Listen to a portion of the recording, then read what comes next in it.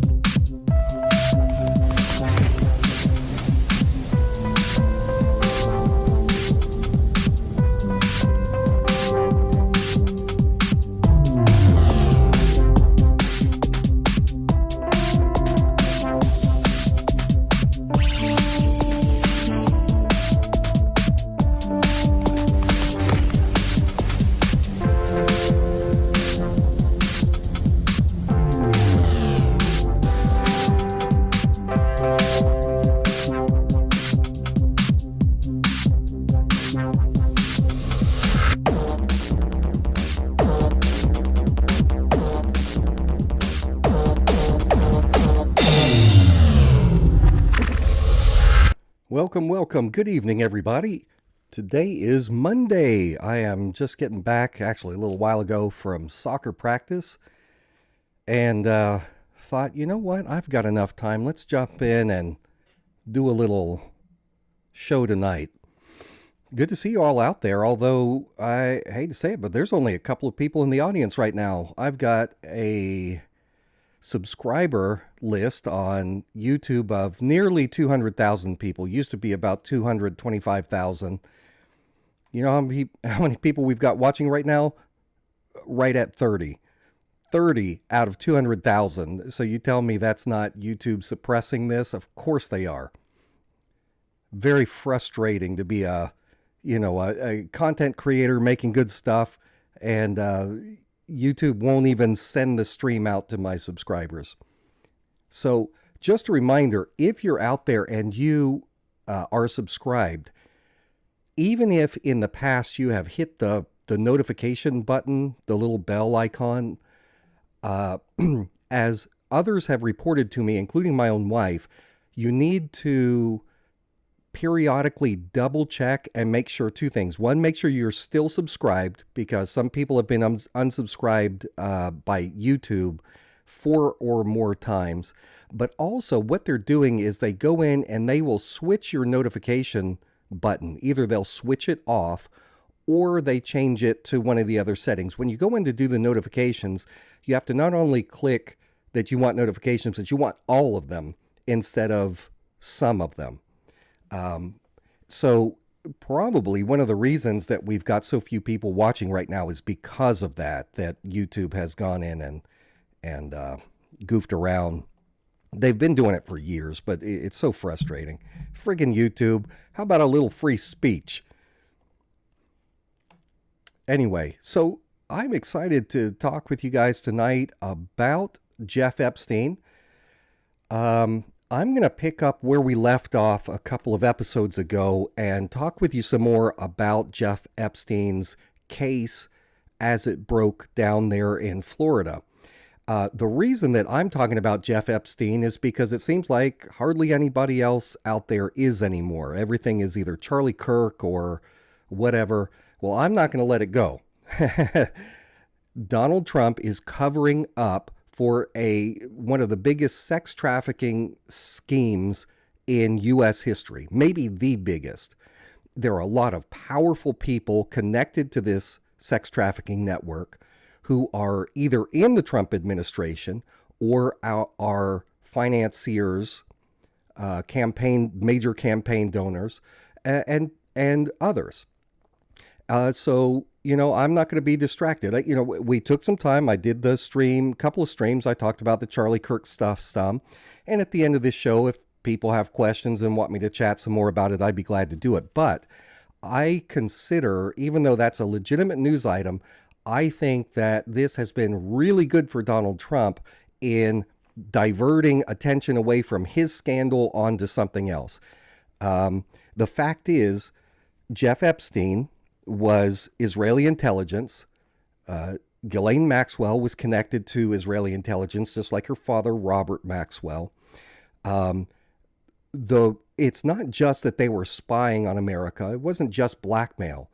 They were using children, young kids. I've got a 14-year-old son. I've had several teenagers that are now adults.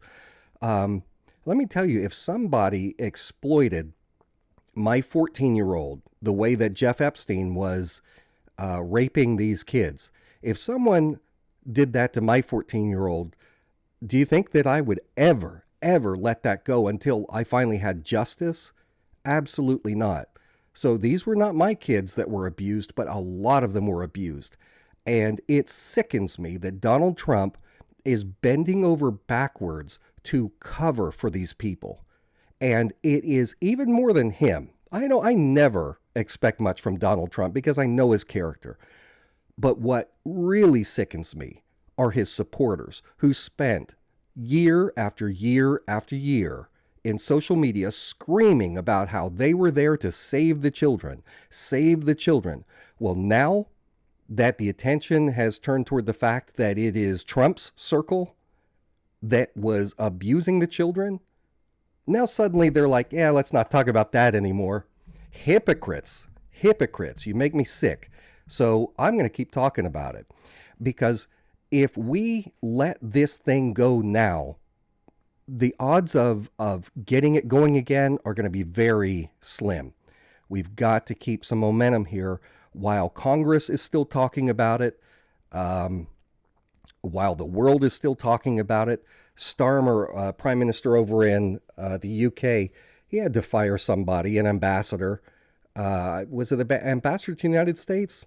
I don't remember, but one of their ambassadors let him go because the guy had some connections to Epstein, or at the very least, the guy had been exchanging emails with Epstein after it was known that Epstein was a child molester. This particular guy was talking about, oh yeah, you got to fight this. We got to overturn this. This is ridiculous. Like someone taking the side. So over in the UK, they did the right thing. They found out about this guy because the emails were released, and they got rid of him. Has Donald Trump done that to a single one of the Epstein associates that are in the Trump administration? No. Trump himself ought to resign in disgrace over being BFFs with this guy for so long. Well, we know that's not going to happen. So, look, even if we can say Donald Trump himself did not rape any children, we know that Jeff Epstein did. We know that Ghislaine Maxwell did. We know that a lot of people connected to Jeff Epstein who were in that circle did. And Donald Trump is obstructing the American people from being able to find out the details on this and get it out to the public and get justice for the victims. So I'm going to keep talking about it. Mother Earth says, Jake, I thought you had twin 14-year-olds. No, my twins are 5 years old at this point. Twin girls, 5-year-old. I've got a 14-year-old son. And then in addition to those 3 kids, my wife and I have another 7 kids who are out of the house, have, either in college or now married, and a couple of them have kids of their own. So partly because I have children of my own and because I've worked in the past with sex trafficking victims, this is something that I cared about for a very long time.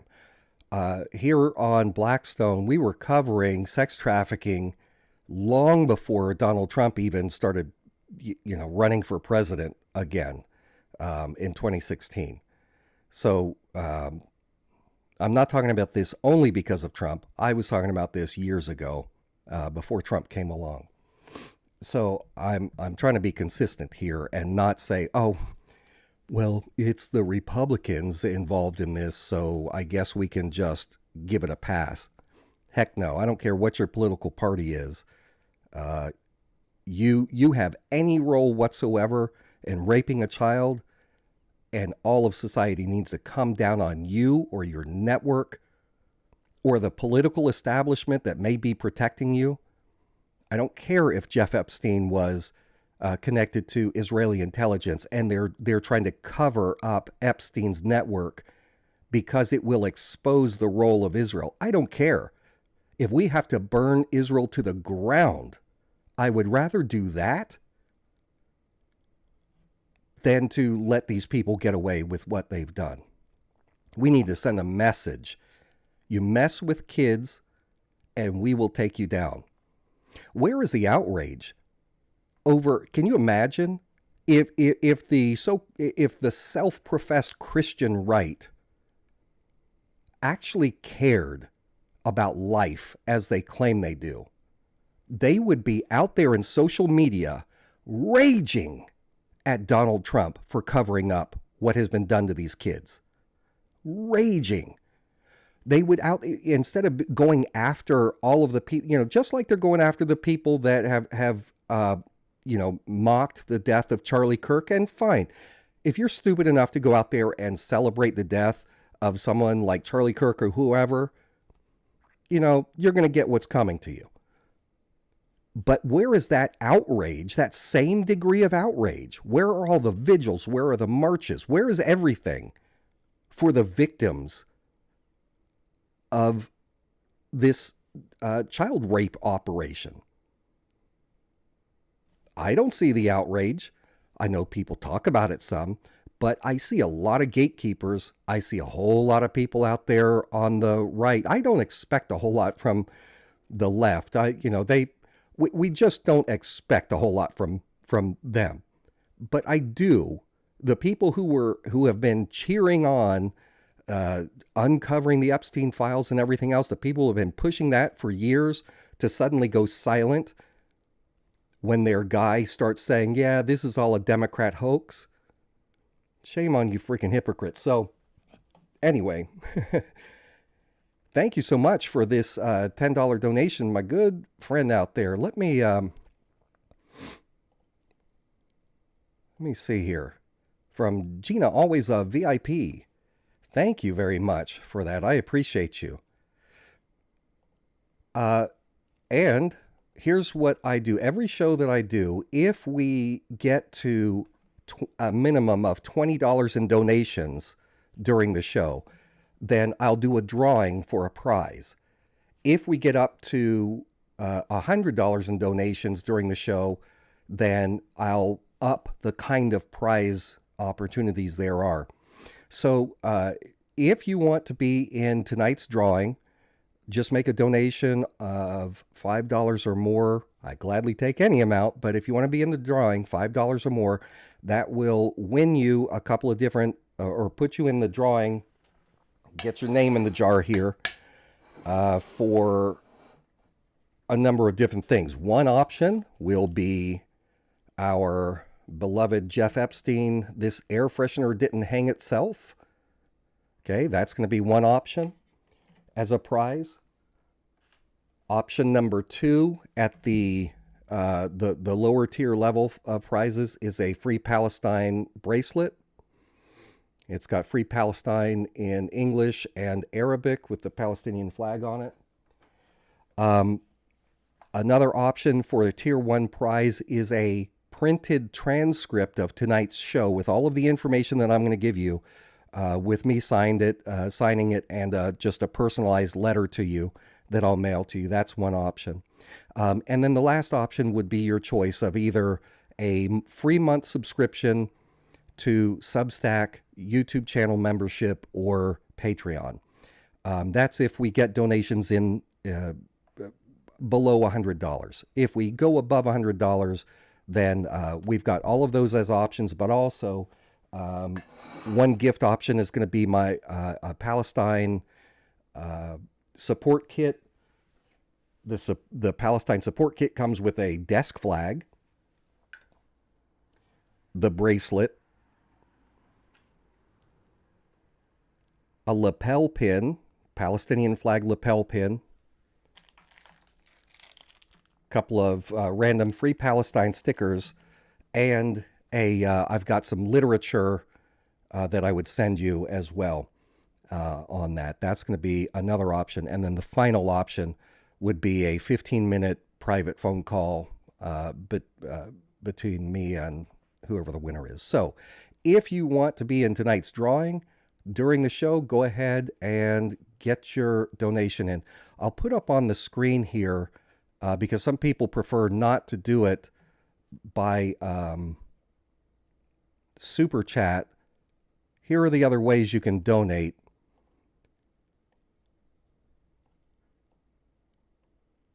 You can become a YouTube channel member by, on your screen, somewhere around there on your YouTube screen, you can click join.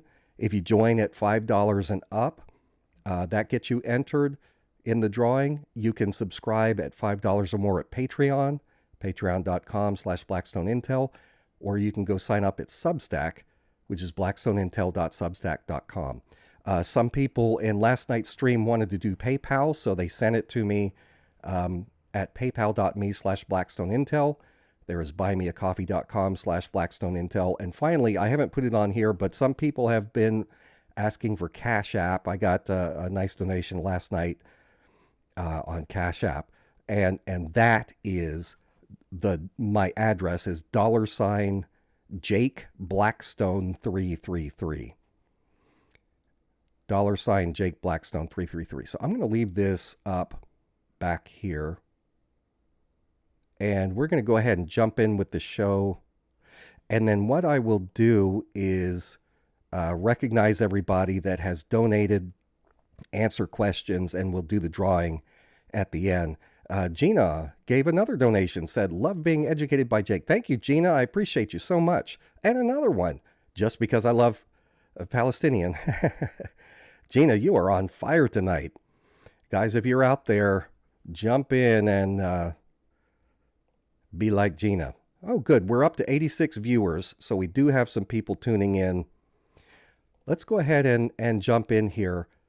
If you did not see my previous episode, you can go back on the channel and find it just a couple episodes back.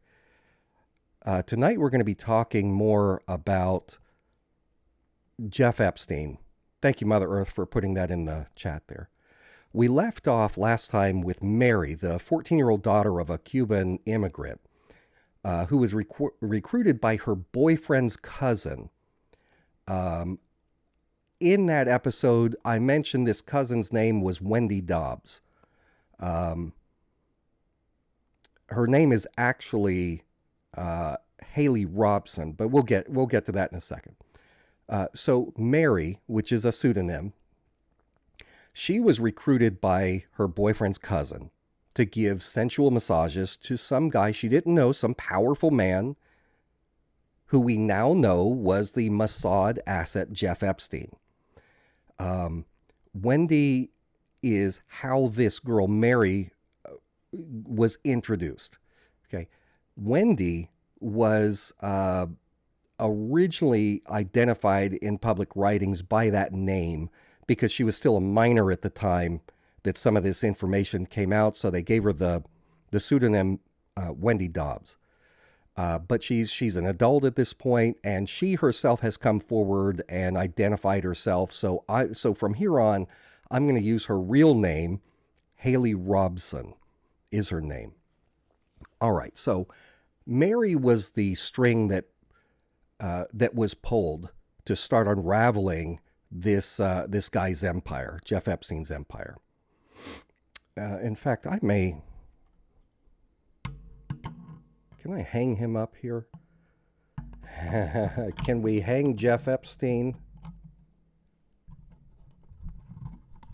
Sorry, I know I'm making noise. I'm trying to figure out how I can hang this up.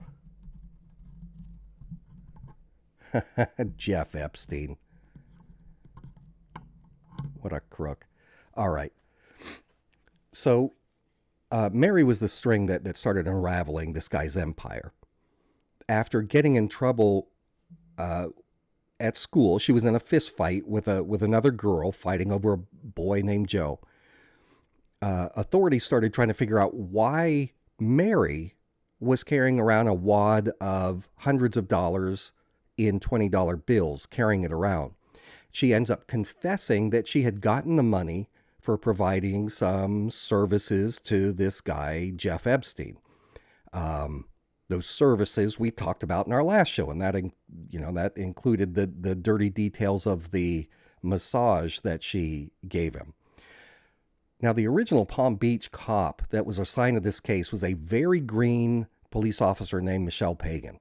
No exaggeration to say that the Palm Beach PD, quite by accident, stumbled into this Epstein operation. It was a fluke that this schoolyard fight, this high school fight, led to everything unraveling for Epstein. And it was an amazing string of luck. Mary was not the only girl to spill the beans on Epstein. Tonight we're going to talk about his second victim who came forward.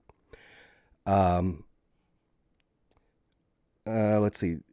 Jake, no modes. I assume you mean moderators. Gina,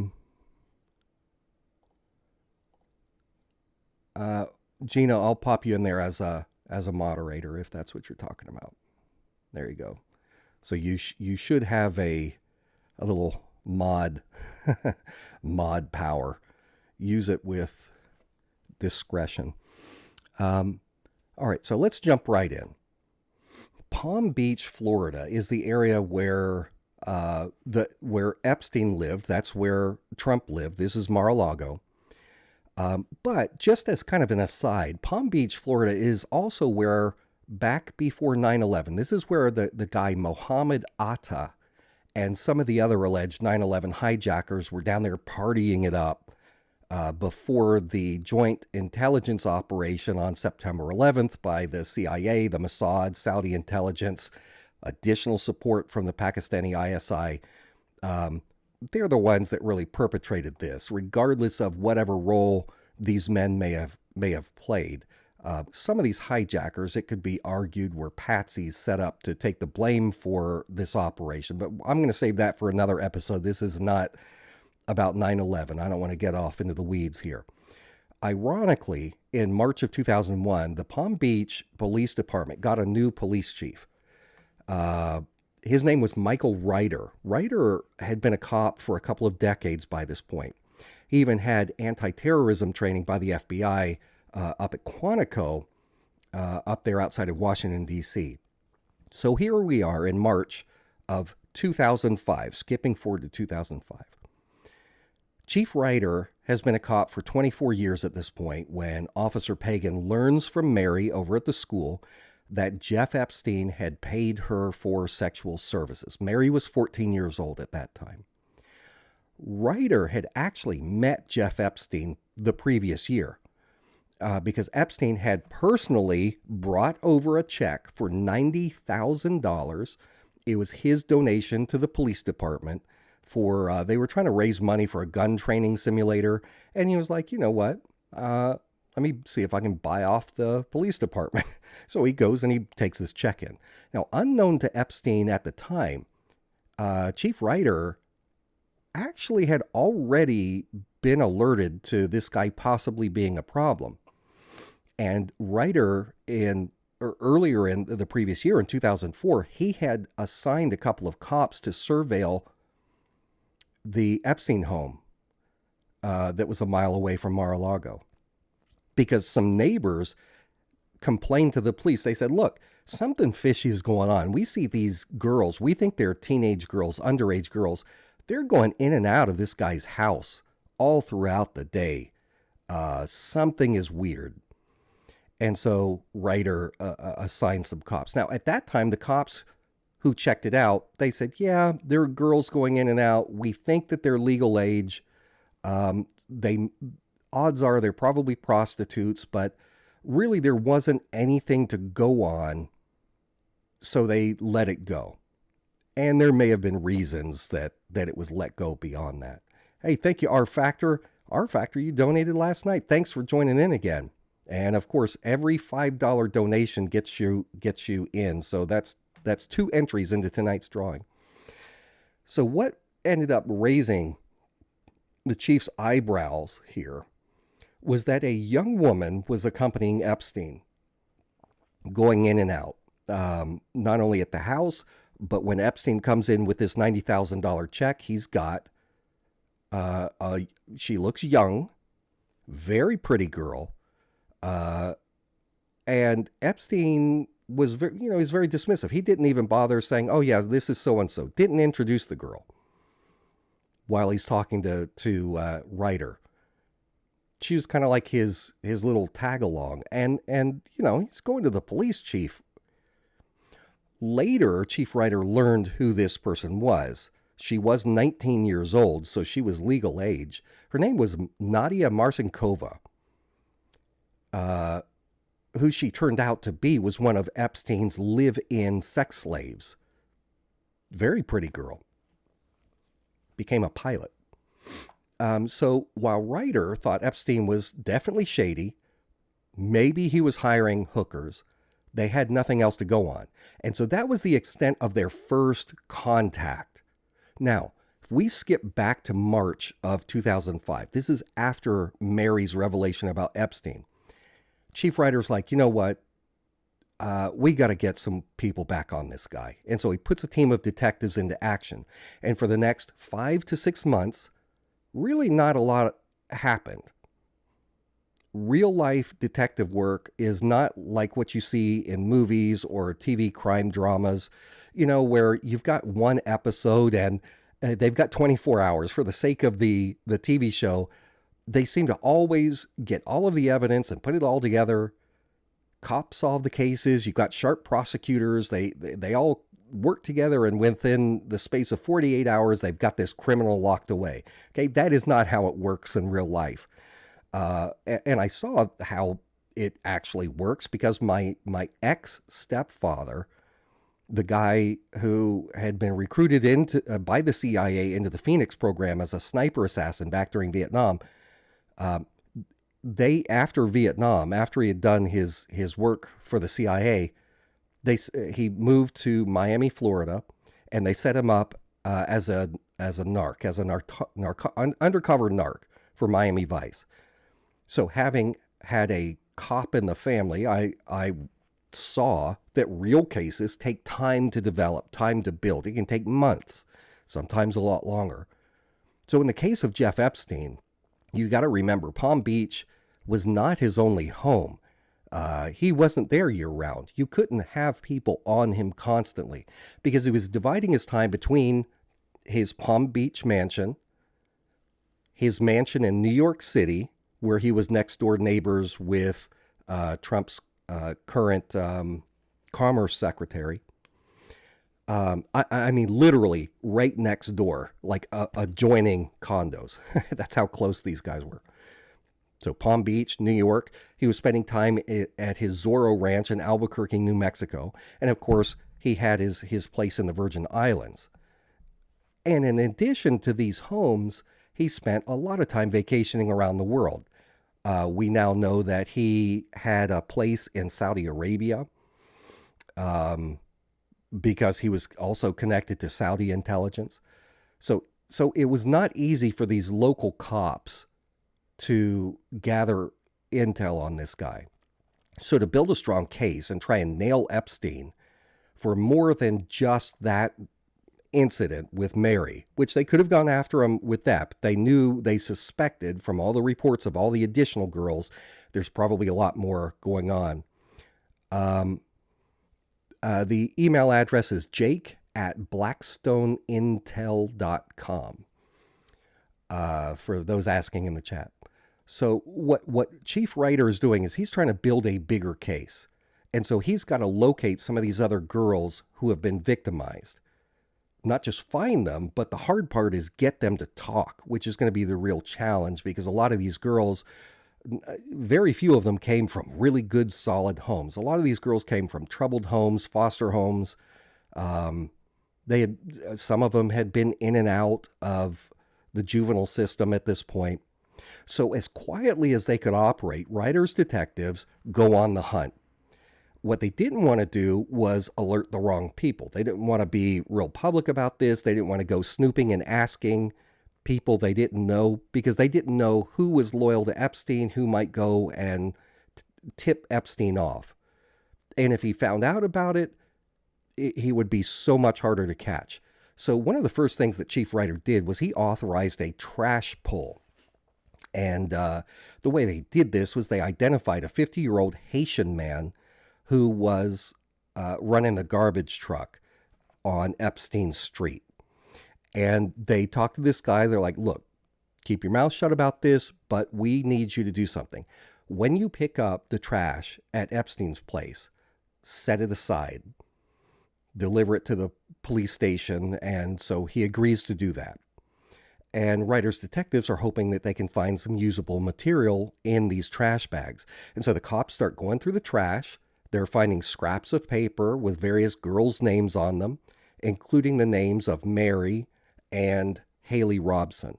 So they know, okay, there's something to this. You know, the story that Mary gave is checking out. So this detective work goes on for the next 5 to 6 months. No significant developments, though. That may have been in part because Jeff Epstein actually did know that something was going on. Chief Ryder himself said that in September of 2005, this is 5 months after the initial contact they had with Mary, Jeff Epstein contacted Chief Ryder. And he plays it coy. It's, ostensibly to ask about the police department's progress on this firearms training simulator that he put the money toward. But Ryder knew from the tone of the call that what Epstein was doing was he was trying to feel things out. He was trying to see if he could get confirmation from Ryder that he was under investigation. So someone did tip Epstein off. Not only was he on alert, but Ryder learned that the local news station had gotten a tip that there was a big sex ring operating in Palm Beach. And so now you've got an investigative reporter who is sniffing around and asking questions. And that is not good from the police viewpoint. You know, maybe it's good for, you know, the press, but if you've got an investigative reporter asking questions, if they're not doing it on the sly, on the down low, then they could be tipping Epstein off and he could be figuring things out that somebody's investigating him, whether it's the news or the cops or whatever.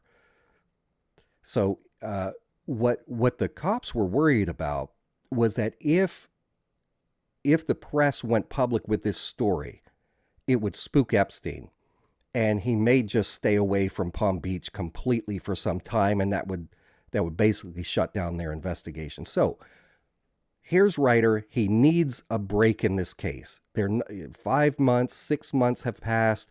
Looks like Epstein is starting to figure things out, that he's under investigation. He needs some kind of break, and he got it. In a strange coincidence, this break in the case came 20 years ago, almost to the day. This was on September 11th, 2005. Exactly 4 years after the 9/11 attacks. What happens is this. Palm Beach cop pulls over a young woman, just some random traffic issue. You know, I don't know, your taillight out, expired registration, you know, tag, something. So cop pulls her over, but he smells marijuana. And the girl's name is Allison. Now, Allison, like a lot of these kids, this is a fake name. This girl is mouthy. She's belligerent. And if anyone knows from watching YouTube videos or from personal experience, if you get mouthy with a cop at a traffic stop and they think they smell marijuana, you're not doing yourself any favor. You're just going to make them get pushy with you. And that's what happens. So they're like, you know what? Get out of the car. We're going to search your car. So they search the car. They find some pot. So what they do is they handcuff her, stick her in the back of the cop car. Allison, this is not the first time she's been in the back of a police car. She's had run-ins with the law before. She knows how this works. She knows what's going to happen next. She's afraid she's going to end up, you know, back in juvenile court, whatever. So to try and get out of trouble, to try and get some leniency from these cops, she's telling them, look, I will share some information on a bigger fish if you let me go. They take her down to the station and they're like, all right, well, what do you have? We'll listen to you. So she says, look, there is this rich guy in Palm Beach and he is paying high school girls for sex. Allison says, I know this because he's been paying me for sex. And he's been doing it since I was 16 years old. So they're at the station and Detective Joseph Ricari, actually, he finds out about this. Word gets to him. He's the cop that Chief Ryder had put in charge of this Epstein investigation. Okay. So Ricari and his team dig through their evidence. They go and pull some of this stuff from the trash that they had gotten. And sure enough, there is Allison's name and phone number on one of these scraps of paper that they pull from Epstein's trash. So they realize immediately, all right, this girl's solid. You know, there's absolute evidence here, proof that what she's saying is, at least in general, is correct. So the cops tell her this. They say, look, we will drop this misdemeanor charge against you if you agree to help us with the case.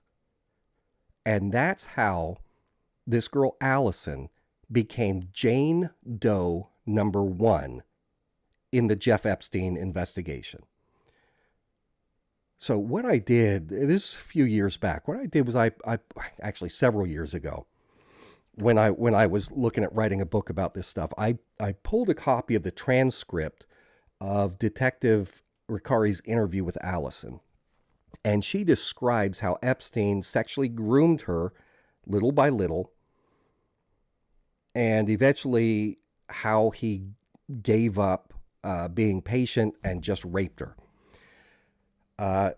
Detective Ricari's interview is pretty enlightening and feels significant because he actually died from a sudden brief illness around 2018. He was only 50 years old. And there was some speculation about why he died. His family declined to reveal what it was that killed him, and it just felt very mysterious at the time. Now, I'll be honest, I debated whether or not I wanted to share material straight out of the police transcript with you because it's ugly. My thought was that I don't want to read something that's maybe salacious just to satisfy people's lurid curiosity, or I didn't want it to seem like using something like this to provide entertainment, especially when it involves the sexual abuse of a child. But really, I came down on the side of there is value in sharing this information with you. Because, like I said, people are already fizzling out on this Epstein stuff. We had momentum there. Then we had Donald Trump's obstruction, obfuscation, trying to shut up Ghislaine Maxwell, all of this stuff. And now we've got all the Charlie Kirk stuff going on, and a lot of the interest in this case has faded. And I want to remind people why, what happened to these kids. So I want you to hear for yourself what a predator Jeff Epstein is or was. And I want you to hear the information because I think the victims' stories deserve to be told. But I just want to give you a warning. I'm going to edit out the crude sexual terminology. I'm going to remove profanity, try and keep it PG-13, but it's still disturbing material. So after listening, some of you might think that this information isn't all that shocking. Maybe you're, I don't want to say desensitized to it, but for the sake of those who are in the audience who may be victims of sex assault or have a sensitivity to this kind of stuff, I just want to make sure you understand what I'm going to be covering here. And like I said, Allison is a fake name to hide her true identity. The name Allison was actually coined by author James Patterson in a book that he wrote to refer to her and protect her identity. And her name is in the police transcript. So I'm going to refer to the victim, to Alice, simply as the victim. So the interview with Ricari, I'm just going to call him detective and refer to her as victim in the transcript. And I've got the transcript. It's a handful of pages, so bear with me, okay? I'll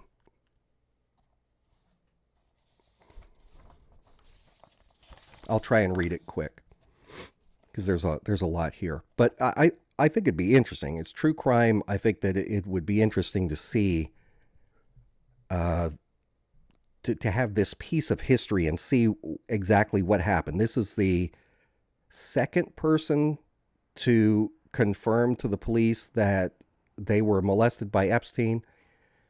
And again, she is Jane Doe number 1 in the original case against Epstein. All right, detective. Well, start from like how you met him, and then I'll take you through. Victim. Okay.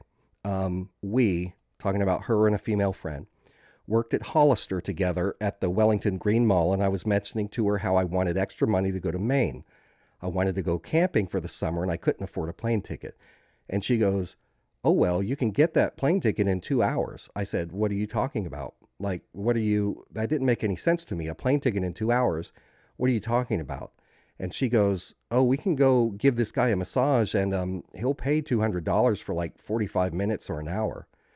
And that's all she told me. No details, no nothing. She just said that he wanted cute girls and I looked cute, so I did my best. I didn't think that it was what it was. I wasn't naive enough to think that he was going to pay me $200 just for nothing. I don't know. I don't know what was going through my head. I absolutely don't know. And the back of my mind was thinking, oh, well, it could be legitimate. But I was also thinking, at the same time, is she effing crazy? Like, this guy's not going to pay you money for not doing anything. not letting him cop a feel or nothing, So I didn't know what to think. I was like, oh, if he does something that I have a problem with, then I'll leave. Detective, who were you introduced to? Victim, one of his girlfriends, one of his slaves that he has live with him. And when I say slaves, one of the girls that he bought to have sex with him.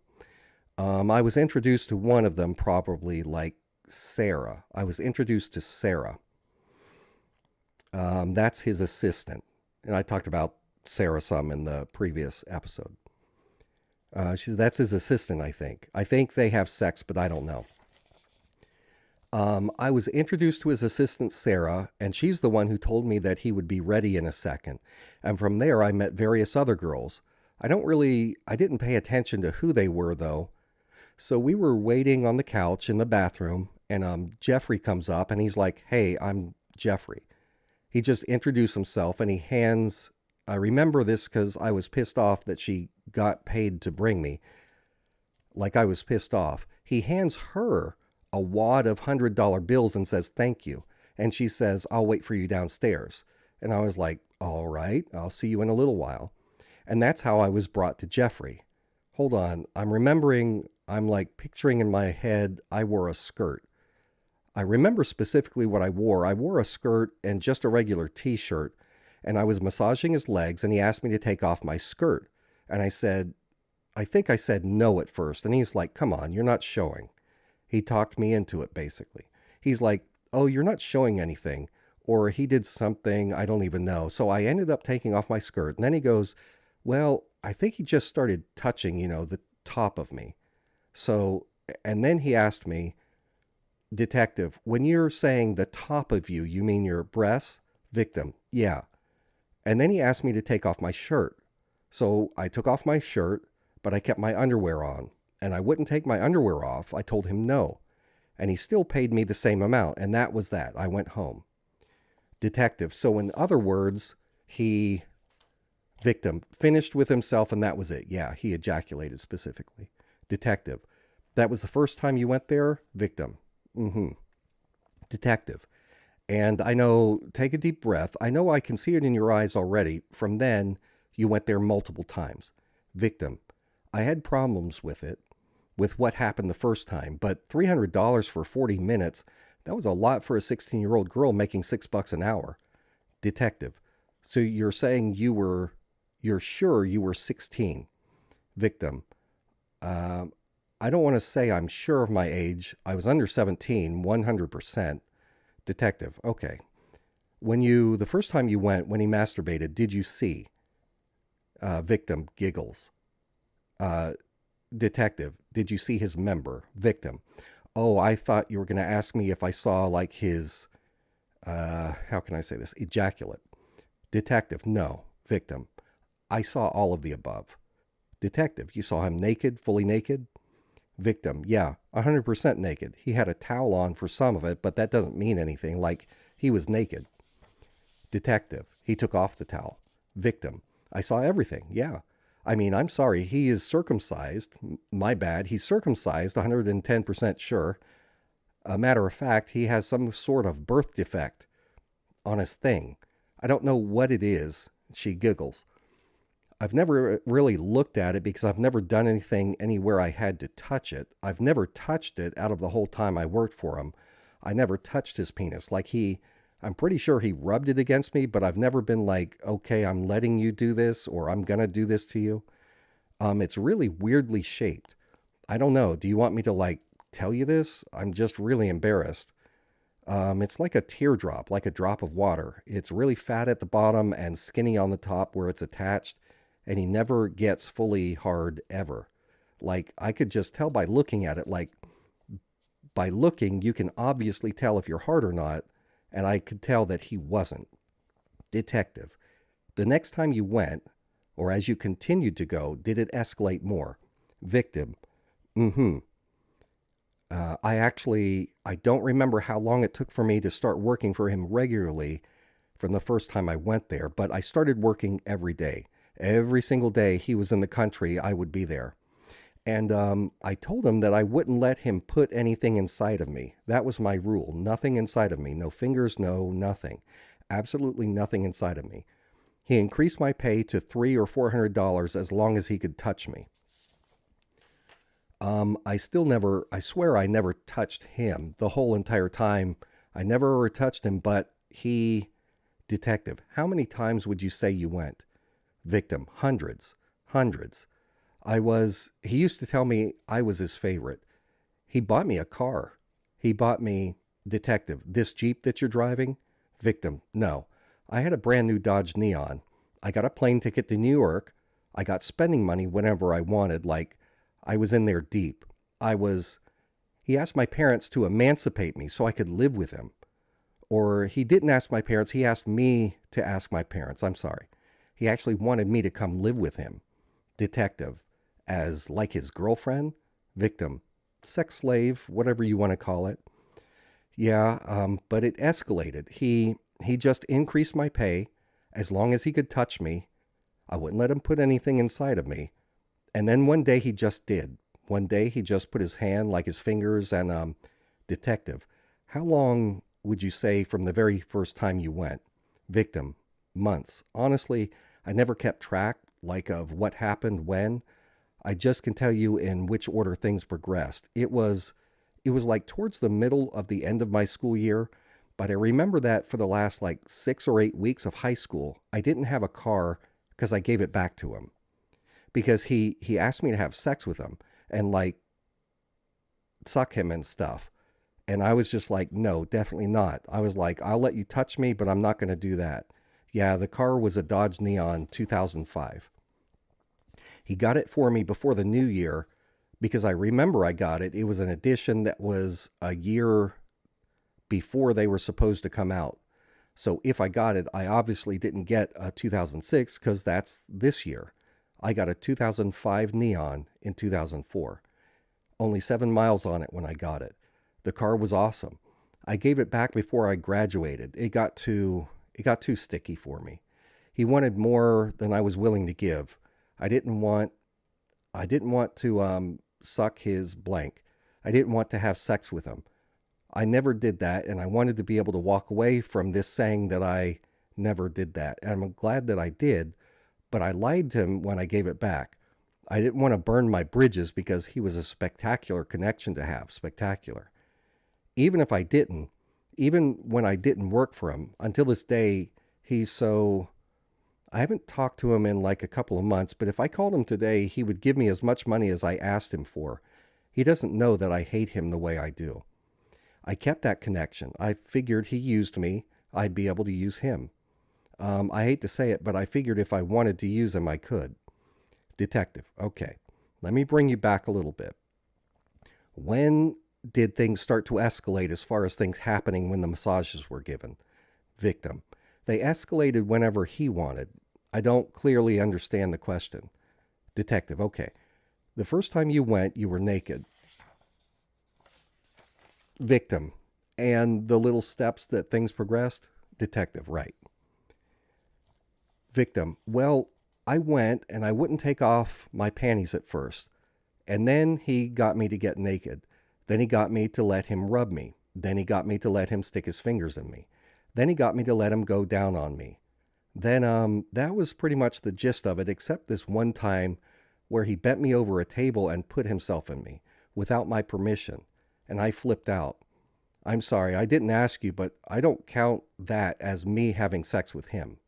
Because I just told you I never had sex with him. I never did, even though I don't know what you'd consider that. But I go, what are you doing? He goes, oh, I just wanted so-and-so, a name of someone else, to see this. Okay, which suggests that this is being recorded, that tapes of this are being recorded. Detective says, okay, let me back you up. When you were completely naked, the same things happened? You went in, you massaged him? Victim, sometimes I didn't even do that. Sometimes he just asked me to take off my clothes and he'd have to do the work. He'd be sitting at his desk or something and I'd just sit there naked, watching television or reading a book, but I'd be naked. Or sometimes he wanted to just watch TV or read, and he'd lay in his bed and ask me to take my clothes off and lay with him. And that's it. Not touch him or anything. Sometimes he'd just invite me over for breakfast, for dinner, or just to use the swimming pool, and I'd get paid for that too. I get paid to just hang out with him. That's it. And if the money wasn't there, I wouldn't have ever been in that house. Detective, okay. When he started to touch you, victim, I have a question. Before I say anything else, is there a possibility I'm going to have to go to court or anything? Like, that's a possibility, right? Detective, well, here's the thing. When this is all said and done, we're going to sit down. We're going to discuss this. I mean, what he did to you is a crime. I'm not going to lie to you. Victim, would you consider it rape? Like, would you consider that to be rape, what he did? Detective, if he put himself inside you without permission. Victim, I didn't say that or anything. I was standing up and the table is about like my hip length. He just put me down. Detective, that is a crime. That is a crime. Victim, I don't want my family to find out about this. My family doesn't know any of this. My mom thinks I was his secretary for 2 years or however long, a year and a half. My mom thinks I made phone calls for him and that's how I was making my money. That's it. I don't want her to know anything. Detective, well, you're an adult now. When we're done with this interview, we'll discuss this further and we'll decide the best course.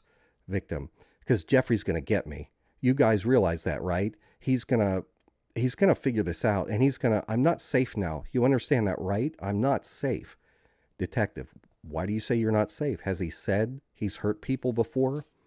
Victim, well, I heard him make threats to people on the telephone. Yeah, of course. Detective, you're going to die? You're going to break your legs? Or victim, all of the above, but that's not the point. Detective, who's he talking to? Victim, I don't know.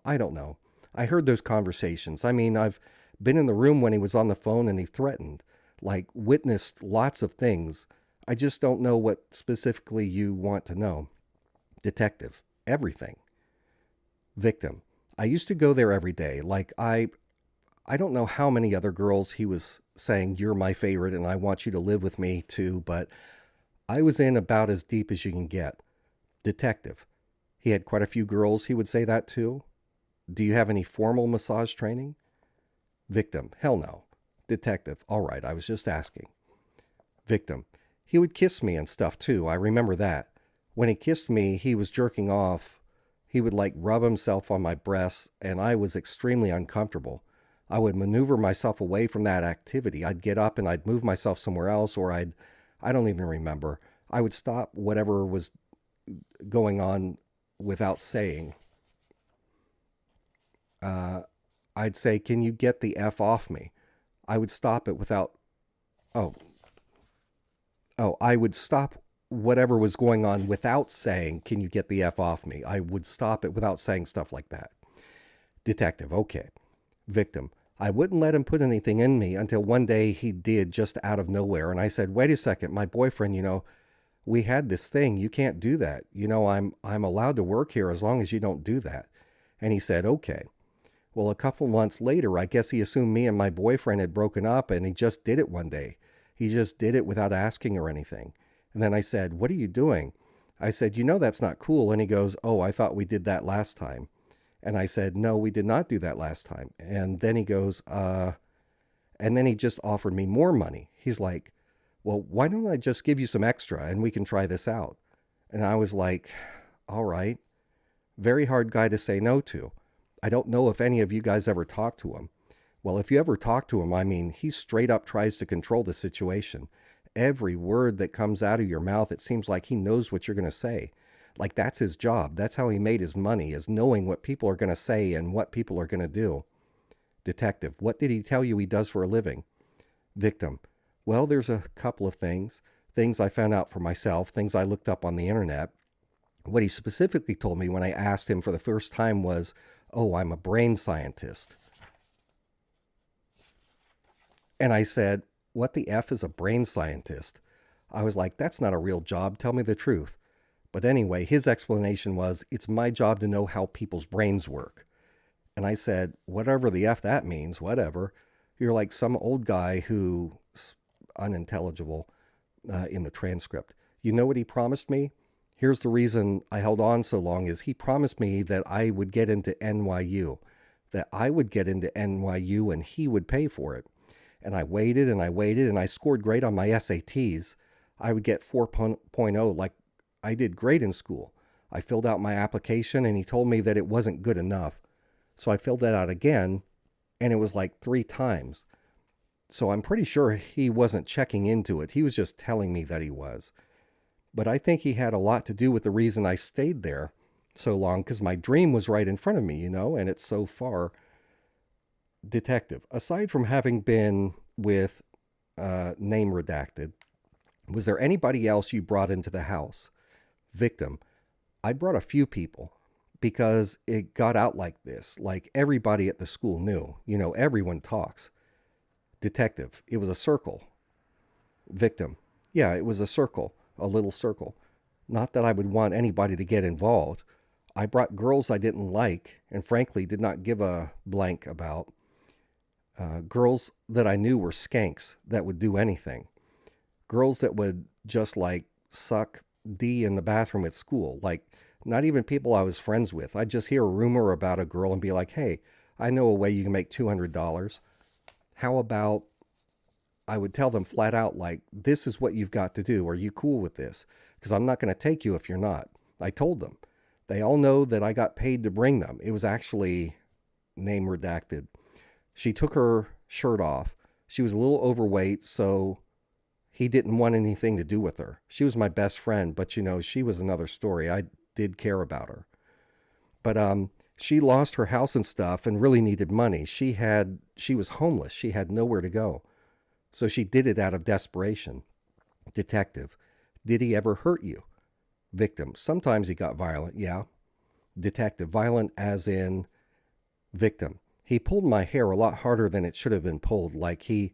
Okay, I can understand having sex and you're all like, if you're into it, you pull hair a little bit, like my ponytails, just like a little bit, whatever. But he would pull it to where it would rip my hair out. It would rip my hair, and then sometimes he would pick me up and like throw me whichever way he wanted me. And then he would just use like a toy or like his hand or whatever. Never his genitals though, ever. I never had sex with him. But I'm little, so he could pick me up. Like, if you pick me up and throw, obviously it's going to hurt. I mean, there's been nights that I walked out of there barely able to walk from him being so rough. But nothing really specific that he got violent with. Like, I can't really recall. Nothing that I went to the doctor for. I mean, I remember getting tore up a few times, but it was nothing that... Detective, this is getting really personal, but were you active before him? Victim, what, like, had I had sex? Yeah. Detective, okay. Victim, but honest, I mean, I'm not a hoe. I've had only 3 steady boyfriends, and those were the only 3 that I've ever done anything with. And they were all with me for over a year, so it's not like I just go and hook up at parties. Like, I've gotten thousands of dollars worth of crap, man. The underwear I'm wearing right now, he gave me. Like, I'd go over there and there'd be a bag of Victoria's Secret underwear, like waiting for me, like talking like $1,500 worth of stuff. I got a plane ticket from him once. I got a car. I got Christmas bonuses. I got movie tickets. Like, he'd buy me movie tickets. Like, he'd say, hey, have you gone to the movies lately? I'd be like, I don't know, not really. And he goes, do you want to go? He'd give me like 8 movie tickets. I got show tickets. I went and saw like David Copperfield. I had like VIP tickets or something like that. I need to show you like what I'm talking about, like the positioning that we were. It was like, okay, here's the thing. There's the like little flower thing. Then here's the massage table. I was right here. He was right here. And she was here.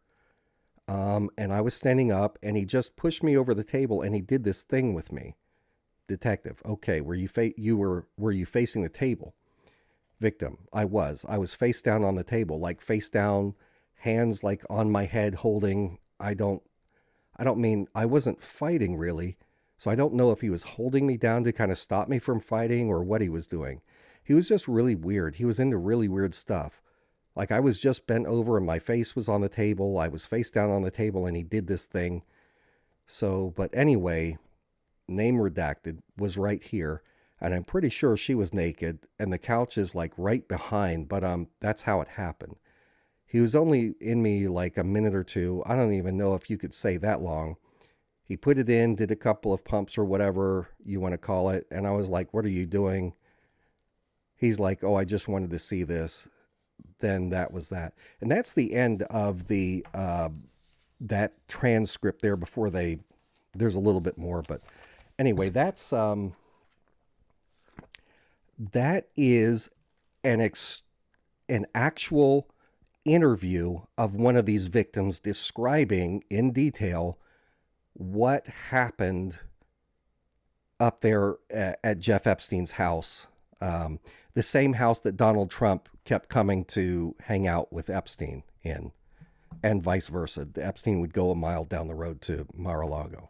So when Donald Trump is saying things like, telling New York Magazine, oh, he's great fun to party with. I've known him for 15 years, lots of fun. He likes women on the younger side.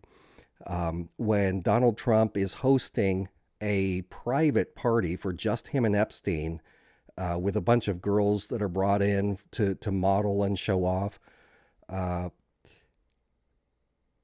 you really have to wonder, why is Donald Trump covering up for this guy? If Donald Trump is truly surprised, like, oh my gosh, I had no idea he was doing all this awful stuff. And if it were true that Donald Trump had this serious falling out and wanted to get at Epstein, why is Donald Trump doing everything in his power to keep this stuff from coming out? So again, it's either that Donald Trump is covering for himself, because we know that his name is in it over and in the files over and over and over, even though if there is nothing damning that points to Trump personally doing something, Donald Trump is still choosing to make it very difficult for these files to come out. Why? And there's only a couple of possibilities. One is, well, his explanation is that it's all a hoax, that none of it's real, that Hillary Clinton and Barack Obama are the ones that wrote these files, James Comey, that these Democrats wrote the files. Now, if you want to believe that, believe it, but come on, that's really stupid. That's ridiculous. We know that these files weren't made up because they've been in and out of the court system for quite some time. This is the stuff that was used to justify putting him in jail to begin with, and then the second time going after him. I'm going to go over here and reload my chat. It looks like it's kind of stalled on me here. All right, we got about 130 people watching. Hit the thumbs up out there if you have been finding this information interesting. Support the stream. Hit the thumbs up out there. But anyway, I find this all very interesting, and I will continue. I'll do another episode with what happened after this, and I'll take you through the whole process of what led up to Jeff Epstein being getting busted, how they worked out the sweetheart deal using the attorneys that eventually became the personal lawyers for Donald Trump, and also Donald Trump's labor secretary, that little cabal of people. I'd be glad to tell you the story. I think it's interesting. And like I said, I think that this information all makes it very clear that not only was Jeff Epstein personally a terrible person, a rapist, just all around devil in human flesh, but he was pimping these girls out to powerful people. It wasn't just him taking advantage of these girls. And based on the information that I've already put together and written in the past, I can demonstrate that he is pimping these girls out.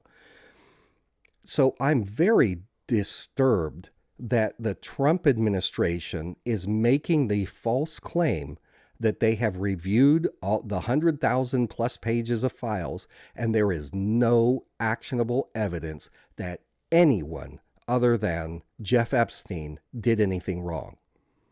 There's no one else in there in Epstein's circle or network who had sex with these underage girls. It's just not true. It is a lie. The Trump administration is lying to you, the American people. Why? Trump is either covering for himself or for other people. I don't care which it is. This information needs to be made public. And people need to be held accountable. And absolutely any ties to the Israeli government, especially through the intelligence network, the Mossad, Shin Bet, any of their intelligence agencies, that needs to be brought forward. And I believe that more than any other reason is why Donald Trump is trying to cover up. I believe that this is a concerted effort to protect Israel because this was an Israeli intelligence operation of blackmailing U.S. politicians and other powerful people so that the state of Israel can manipulate the United States of America into doing the bidding of Zionist Israel. If someone's got a better explanation than that, you feel free to share it. But I've been studying this a lot for a long, long time. And all of the puzzle pieces fit together very perfectly. This was an Israeli intelligence operation. And I believe that the United States government, currently led by Donald Trump, is trying to cover it up. And I think that as people say, well, if there's all this dirt on Trump or whatever, why didn't the Biden administration release it? Well, a couple reasons. One, a lot of it was sealed. But the other reason is because it's the same thing. It doesn't matter if it's Trump or if it's Biden. It doesn't matter if it's Republicans or Democrats. Both major political parties are in the pockets of Israel. So why would Biden want to release this? Biden had already defeated Trump in the election. What was there to gain from dumping stuff just because Trump's name was in it? That wasn't going to do much of anything to Trump if it is true that there's no evidence in it that Trump was one of these child rapists. But you can count on the Democrats to cover for Israel just as much as the Republicans covering for Israel. So I do not see the Epstein issue as Democrats versus Republicans. I see it as villainous elites against the people of the United States. Anyway.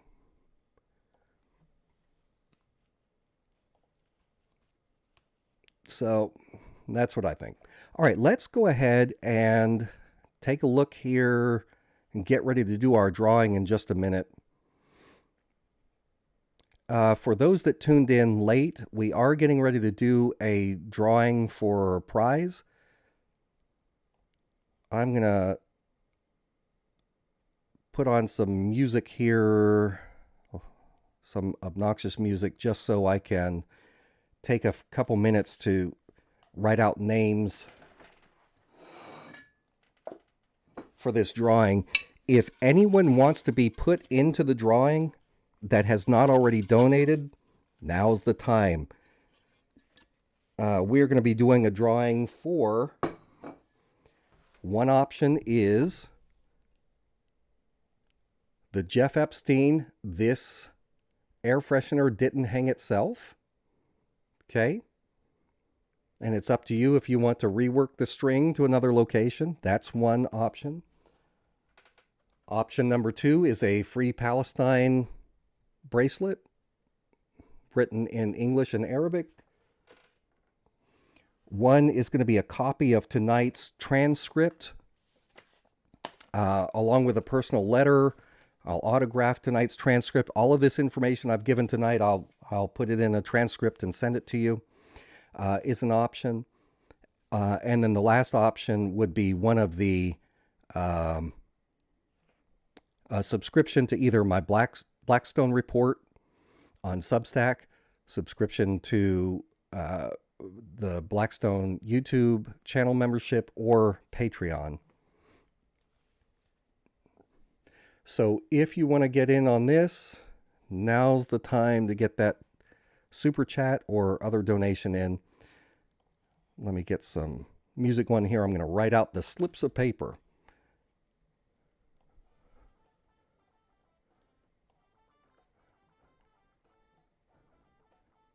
May not even be able to hear that music. I've got it kind of low.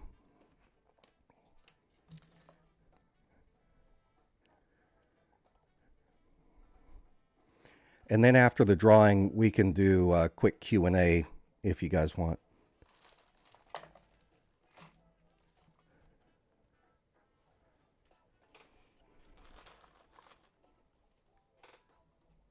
Looking for where I put my Sharpie.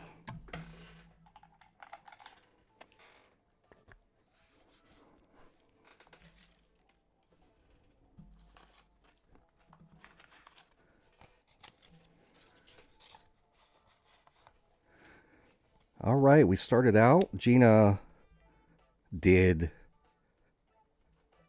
gets 4 entries.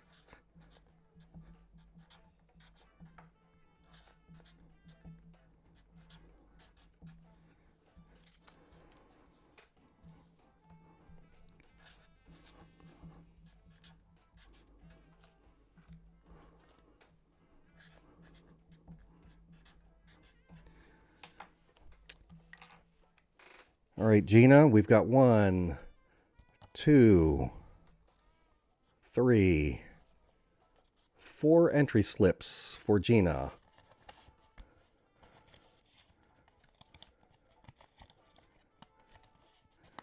That'll go into our jar right here. Thank you, Gina, so much for your donations.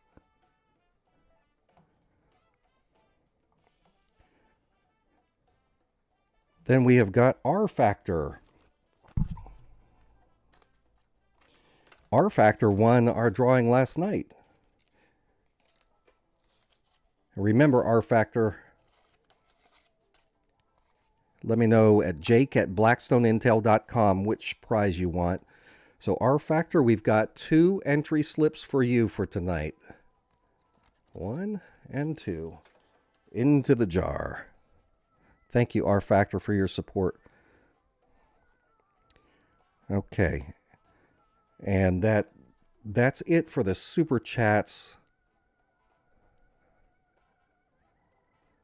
So just so you know, at this point, guys, it's a 50-50 chance to.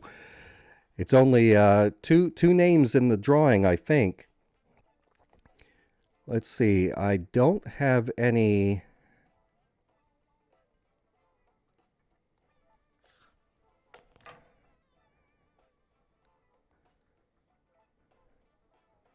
I don't think I've got any other notifications here.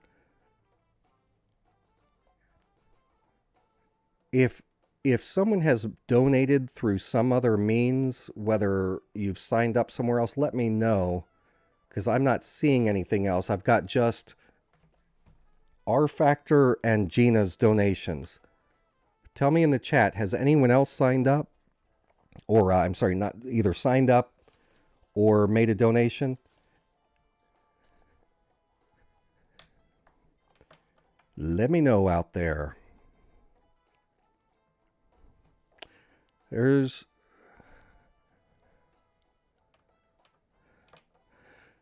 ex-police officer John Mark Dugan, lives in Russia. Thank you, Marvin, for that donation. Yeah, Marvin, that'd be fun. Does he do interviews? Like, has he done interviews with people? I'm sure I could track him down, and I've not gotten to the part of the story yet where he's in the story, but that'll be in a future episode.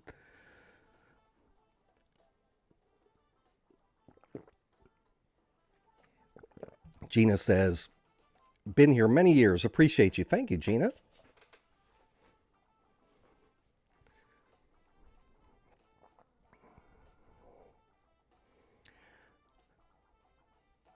Got Marvin.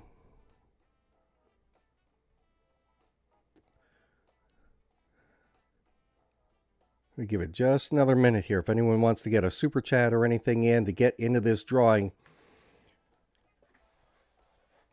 $5 or more gets you put into the drawing for the prize tonight. If I was Gina or R Factor, I'd be saying, shut up, Jake. Stop inviting people in because we got a 50-50 chance of winning right now. The more people that get in, the more of a challenge it is. Sorry. Thank you, Marvin. We're going to give it another 30 seconds or so here, and then we'll do that drawing. And then we'll do some maybe Q&A.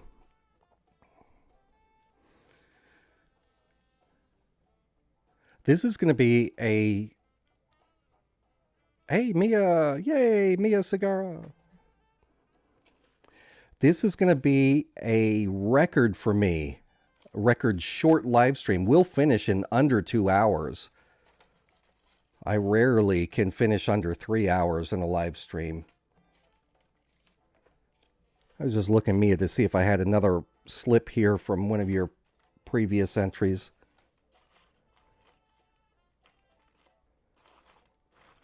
But I don't have it, so...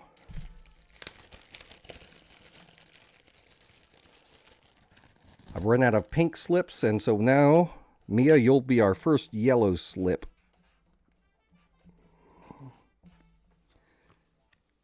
Mia. Thank you, Mia. I appreciate you. Put you in there. And then we just got Cicero. Cicero. Friend of the show. Same thing, Cicero. I'm going to use some... Oh, man, look at Gina. Gina wants to win. She's getting another entry. Cicero.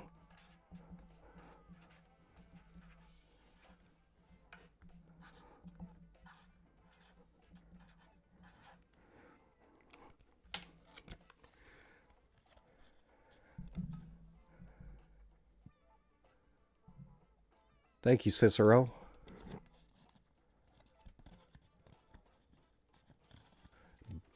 Into the jar we go. And then we had that next one from Gina.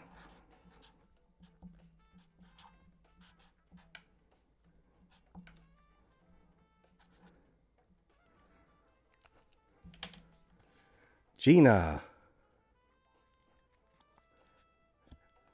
Thank you, Gina. You're being so generous tonight. I appreciate you so much.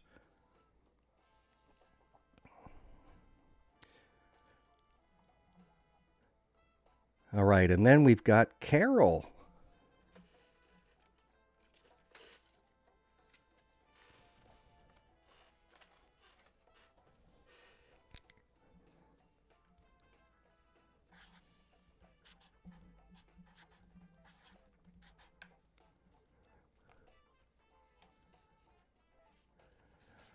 Oh, I'm so sorry to hear that, Cicero. Cicero says, I'm sick with a cold and I was diagnosed with degenerative disc disease and a curve in my spine. Ouch. Here's Carol. Thank you, Carol. Cicero, that's awful. I relate. My wife could tell you, my wife has to rub my back every night for me to get settled down, and in the morning, and in certain spots on my spine. I had 3 major spinal injuries during my life. One of them was in Thailand. I got run over by a dump truck. And then Mia says, if I win, give mine to Cicero. That's very sweet of you, Mia. What? Gina says, Mia, same here. All right, we'll settle that up in a minute. So anyway, I empathize with you with spinal pain is terrible.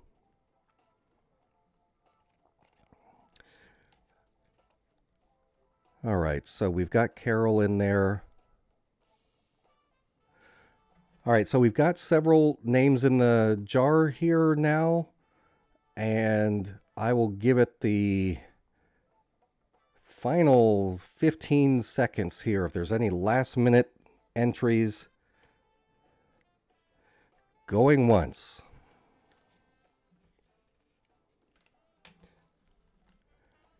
Going twice.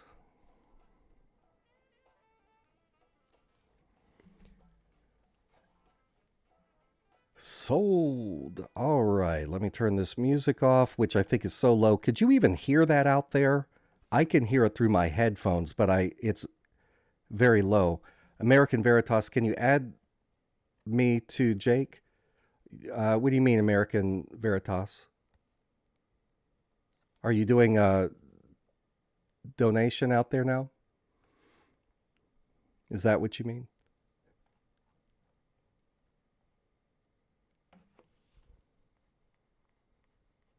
Has anyone's? I haven't been to see the new Spinal Tap movie. I love the first Spinal Tap movie. It's hilarious. I love that movie. And I know Spinal Tap 2 is out there, which I seriously doubt is anywhere near as good as the first one. But okay. Yeah, you guys are saying no. I'll fix that for next time. I could hear it in mine. But when I recorded it, because I didn't want it to be too loud, I set the volume low on the recording, and I think it screwed it up. So I'll fix that. All right. So I'm just waiting to see what American Veritas means. Can you add me to Jake? Joseph Roberts says I'm here. Oh, hello, Joseph.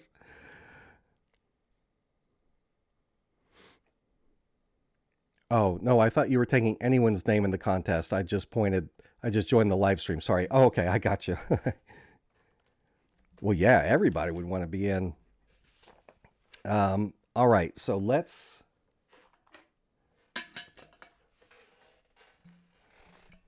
here we go.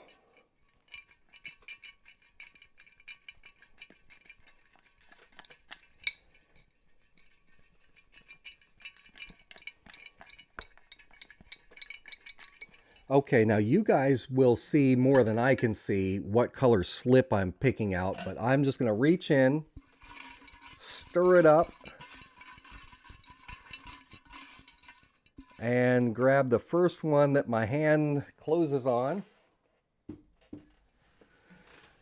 All right, who do you think won? I got it right here.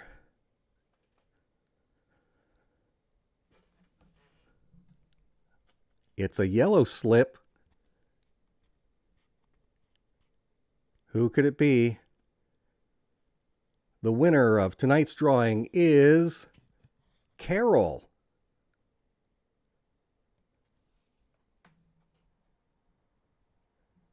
Carol, are you out there? If so, you are tonight's winner. Thank you, Carol. Congratulations, Carol.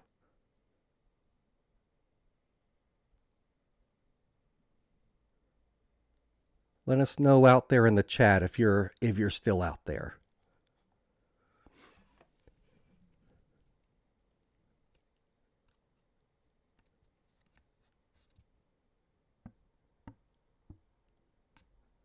And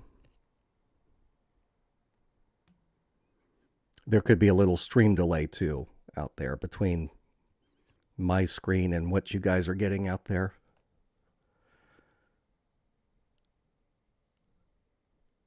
How has the audio been tonight on this? Because I'm using OBS rather than XSplit, which is what I used to use. So there's definitely a lot, like people are suddenly now, like maybe 20 seconds after I announced it, people are saying, oh, congrats, Carol. So I think there is a delay. But how is the audio? Because in my ears, hearing it, I sound like I'm too loud. But I'm hearing from you guys that it's clear enough, is what it seems like. All right, so Carol's out there. All right, Carol. So I'm going to type into the chat here my email address, jake@blackstoneintel.com. That is my email address, Carol. So what you can do is email me and let me know which option. If you want either the Jeff Epstein air freshener or the bracelet, or if you want a copy of tonight's transcript and a letter from me autographed, what you'll need to do is email me your address. Some people, though, don't want to give their address out, and that's fine too. So if you would rather have access to my Blackstone reports, then you can choose.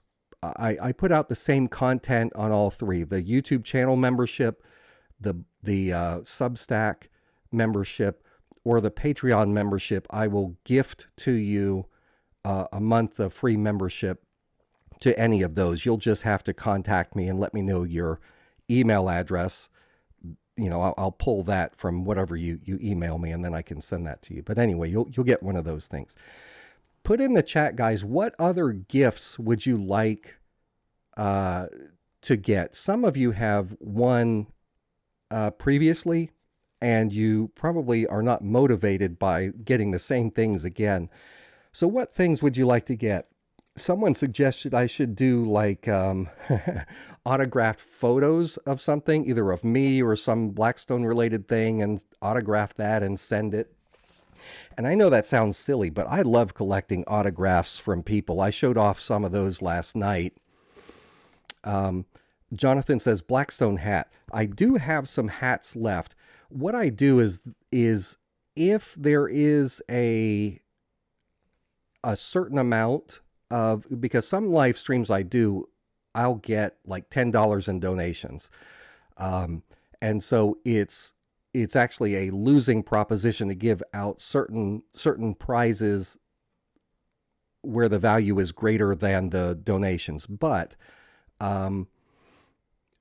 so when I get a certain amount of donations, if it reaches a certain point, then we go up to like tier 2, where I offer something like the Blackstone cap, a book that I may be showing off. Like last night, I was talking about I've got a book that I was offering as a prize, and 15-minute phone call.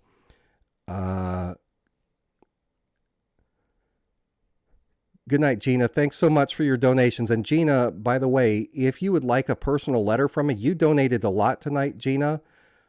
As a consolation prize, I would be very happy to send you a personalized letter. You just have to email me your address to that jake@blackstoneintel.com, and I'd be glad to send you something.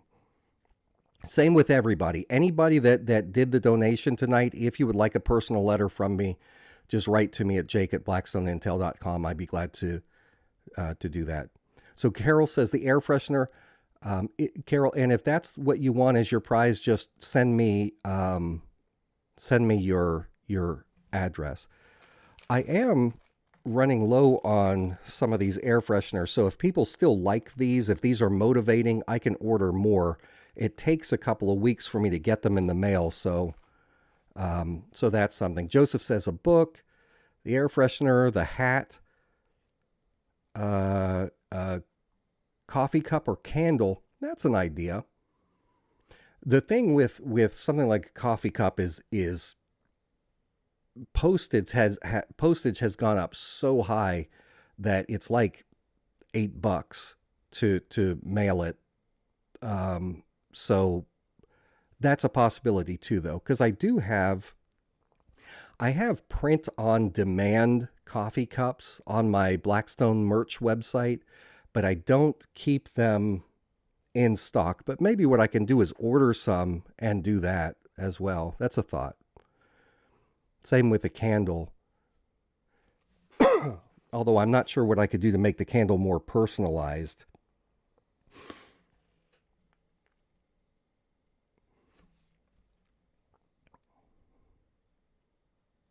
Oh, Mr. Dick's Production says, thanks for recommending this great channel, Gina. Gina, are you out there doing doing some proselyting for us. Thank you so much. I appreciate you guys sharing sharing our channel with others. We need the growth. Remember, excuse me, years ago I was growing like crazy, and then when YouTube put me on the blacklist, what happens is, sorry, I'm not using the bathroom here. That's pouring some water. YouTube's got me on a blacklist where each month they delete over 100 subscribers from my channel. So I have to have just to maintain my current level and not drop, I have to go up hundreds of subscribers based on the way the algorithm works. It's quite annoying.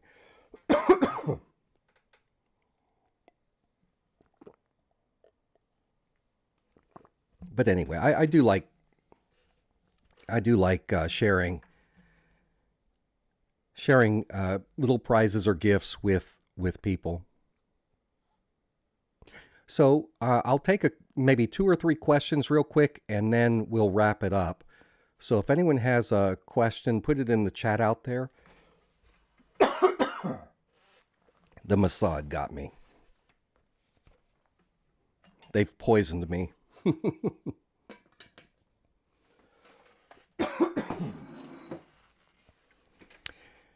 And we'll do, in another stream this week, we'll do the next chapter in the Epstein story.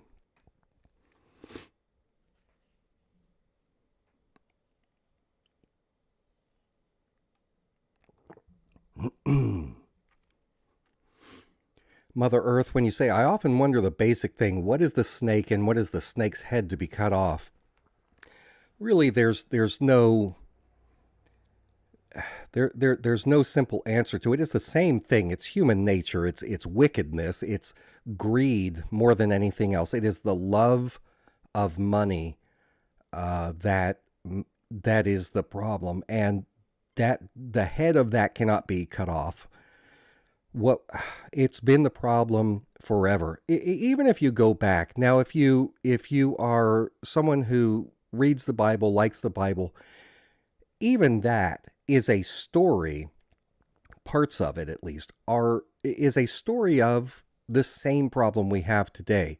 And I'm not trying to be preachy here or anything, but you look at the story of Jesus and why he was killed. What was it that ultimately got him killed? It was the act of going after the financial elites there in Jerusalem. You had the priestly class, you had the local, after the Jews came back out of Babylon and then Persia and were allowed to come back to Judea, they could not have a state of their own again. They didn't have political autonomy. They had limited autonomy, but under Roman rule. And they allowed the local people to have some, they had a high priest. You had Annas, you had Caiaphas. They were basically the same family. But this priestly class was also in bed with the money changers and with basically a corporate, you could call it. They weren't corporations back then, but with money lenders, with the industry, the temple industry. And they had multiple festivals each year, the biggest of which was Passover. And so Jews were expected, they were told by the priestly class, you have to come to Jerusalem from your various countries you've emigrated to. You have to come back to Jerusalem for Passover so that you can do these sacrifices for your sins and so forth. Well, the problem was traveling that distance, it was often too difficult to bring your livestock with you.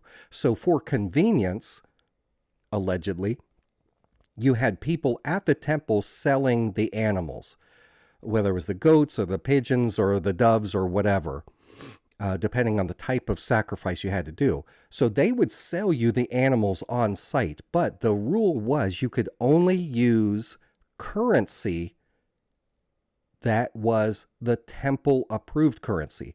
Because remember, thou shalt not make unto thee any graven image. So you had a temple shekel that did not have the picture of the Roman emperor on it or anything like that. If you came and you tried to buy an animal for sacrifice at the temple that using your regular money, they wouldn't take it. They wouldn't sell it. Not allowed to use that secular currency there. So you had to first get the temple shekel. The way that you got the temple shekel was you went to a money changer. And the money changer would take your money, add to it a significant profit for himself, and then give you the temple shekel. So that was good for the money changers. And it was good for the people selling the animals. And it was good for the priestly class because they, in order to be a money changer or to sell animals in the temple, and the temple was not just the building, the temple was a vast perimeter, very, very large, like, football field sized perimeter with outer courts and so forth. To be able to go in and sell or exchange money, you had to give a cut of your money to the priestly class, including to the high priest. So this was a corrupt system. When Jesus went in, he overthrew the tables of the money changers. He made his little whip and went around chasing, scattering the animals and all of this. So what he did was he challenged the money system between the rulers, which were the priests, and the industry. Okay, so today in America, just like in most countries around the world, you have a similar corrupt system where the moneyed class and the industry, the financial elites and the industry, are in bed with each other at the expense of the average people. And that was the case. And that pissed off Jesus, which is why he went and messed it up. That is the first time, even though the Pharisees, which was one of three of the major classes there, the Pharisees, Sadducees, and Essenes, that's when they were, for the first time, even though they had been dealing with Jesus for years, that's the first time they said, he's got to die. We got to kill this guy. And then they end up with, the opportunity presented by Judas saying, I'll turn him in, and so on and so forth. And the rest is history. But the same problem existed. And whether you believe all of this, I'm not trying to tell you that, this is all literal or anything. I'm leaving your religious beliefs up to you. That's just that story. But we can look into everything, whether it's Rome or Greece or any of the other empires, the Assyrian Empire, Babylonian Empire, the British Empire, moving up closer to modern day. Same problem. Everywhere you go, it's the same problem. And it always leads to warfare for battles and the spilling of blood for the control of resources. It always ends up with the moneyed class in bed with the political class for mutual gain at the expense of the liberties of the people. And it's a repeating cycle. So can you cut the head off of greed? No, unfortunately not. That's the problem. Now here in America, the best thing that we had going for us was we said, look, our founders didn't just say, all right, we're going to break away from Great Britain and form a new system. They spent a lot of time studying previous political systems. They studied Rome. They studied the system in Greece. They looked at the Anglo-Saxons societies and how they did it. And they looked around to see what was it that kept screwing things up. And they determined, here's how we're going to set up our system. Instead of having the system where we say that our rights are determined by the government, instead, we are going to outline what our natural rights are. This is something that was argued by John Locke, by Sir William Blackstone, who this channel was originally named after. And they said, look, there are certain rights that human beings have that are inherent. They are inalienable, meaning government cannot step in and say, you can no longer have that right. Some of these rights were so obvious, some of the founders were like, we don't even have to articulate them. Let's just write this Constitution and be done with it. But some of them, like Patrick Henry, were saying, that's not good enough. Look at the corruption. Look at the tendency for government to try and take over the lives of the people and usurp authority and take away rights.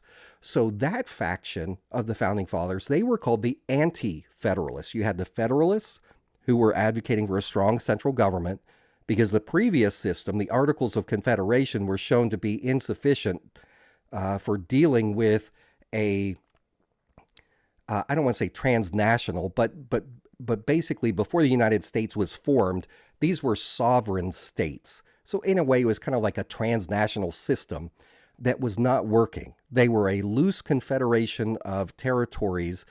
And when there was a need to raise funds for a federal army to defend the people against the British, the states were not contributing money. It just wasn't working. So the Federalists were saying, we need a stronger central government. But the Anti-Federalists were saying, it's not good enough. We have to put this in writing, what rights the government has, and all the other rights we are to assume are natural rights belonging to the people. So the Anti-Federalists said, look, you've got this Constitution, but we are not going to let this Constitution be ratified until we have a separate Bill of Rights to go along with the Constitution. And that's why you've got the Constitution and the Bill of Rights. This was a compromise between the Federalists and the Anti-Federalists. The Anti-Federalists outlined 10 things, starting with, of course, First Amendment, which is, freedom of the press, association, freedom of religion, free speech, all of this, Second Amendment, so on and so forth. And then you've got the Ninth and 10th Amendments, which basically say whatever rights are not specifically given to the U.S. government in this Constitution are to be presumed to be rights of the states or rights of the people. So the purpose of the Constitution was to say, we are forming a republic. It is a variation of democracy, not a direct democracy, but a representative democracy, a constitutional republic where everything is based around this Constitution. If the federal government starts to act against what this Constitution says, that should alarm the people. The people who have the Second Amendment should do whatever is necessary to ensure that tyranny does not take hold of the people again, that the government does not take rights away from the people. That was the original intent.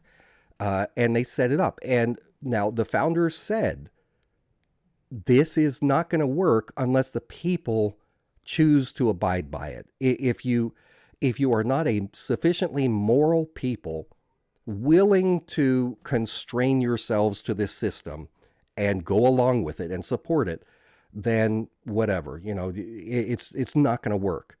So they knew that this was a problem, and there were some things that they screwed up in hindsight. They should have passed term limits. They tried to, but they couldn't get it done, and they're like, we'll deal with this another time. Of course, there were the issues of, are blacks, 3/5, that came along later on with the Missouri Compromise and all of that. But, still the issue of slavery was a problem. So it wasn't perfect. But we used to have a system that kept tyranny in check. We had a clearly defined system of checks and balances between the legislature, which was supposed to be the strongest of the three branches, the executive and the judicial branch. But what we see today is a consolidation of power by the executive branch, where the representatives in the legislature have ceded their authority as the legislature over to the executive. When the executive can basically control the controlling party in the House and the Senate, you basically have eliminated the system of checks and balances. So, for example, just recently, when the U.S. House, a handful of weeks ago, was going to vote to subpoena Ghislaine Maxwell, Donald Trump said, no, I don't want that. So Speaker of the House said, we're going to close down Congress early. And the thing was, it wasn't the Democrats leading the charge to subpoena Maxwell. It was Republicans. But, the Speaker of the House, Mike Johnson, is a Trump loyalist, and so they did that. They shut down the House early, avoided the vote to subpoena Maxwell, and they gave Trump time to send in his personal attorney, who also he had in there as his, deputy attorney general, to go in there and shut Ghislaine Maxwell up. Not that you could have trusted anything she had to say anyway. She's a colossal liar and was caught perjuring herself in her previous case. She's all she cares about is what's good for her. She's a stinking child sex trafficker. But still, so I am very concerned at how Americans, specifically Republicans, who used to champion or claim to be the champions of the U.S. Constitution, have basically said, we just don't care anymore. We just don't care about the Constitution anymore.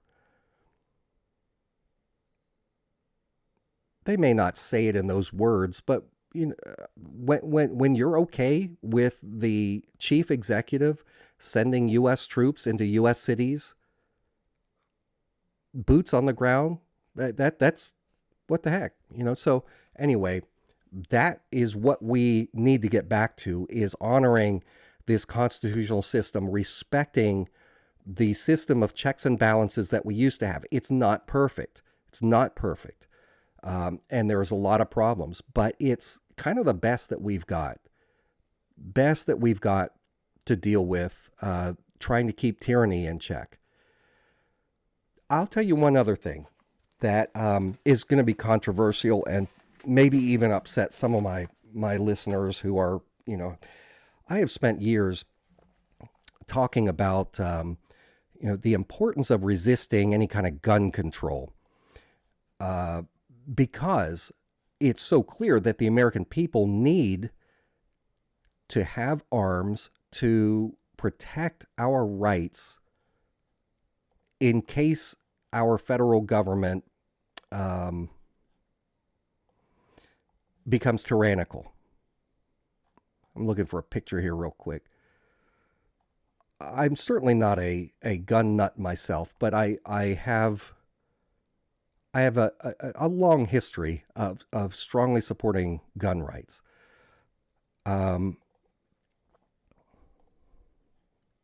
Here's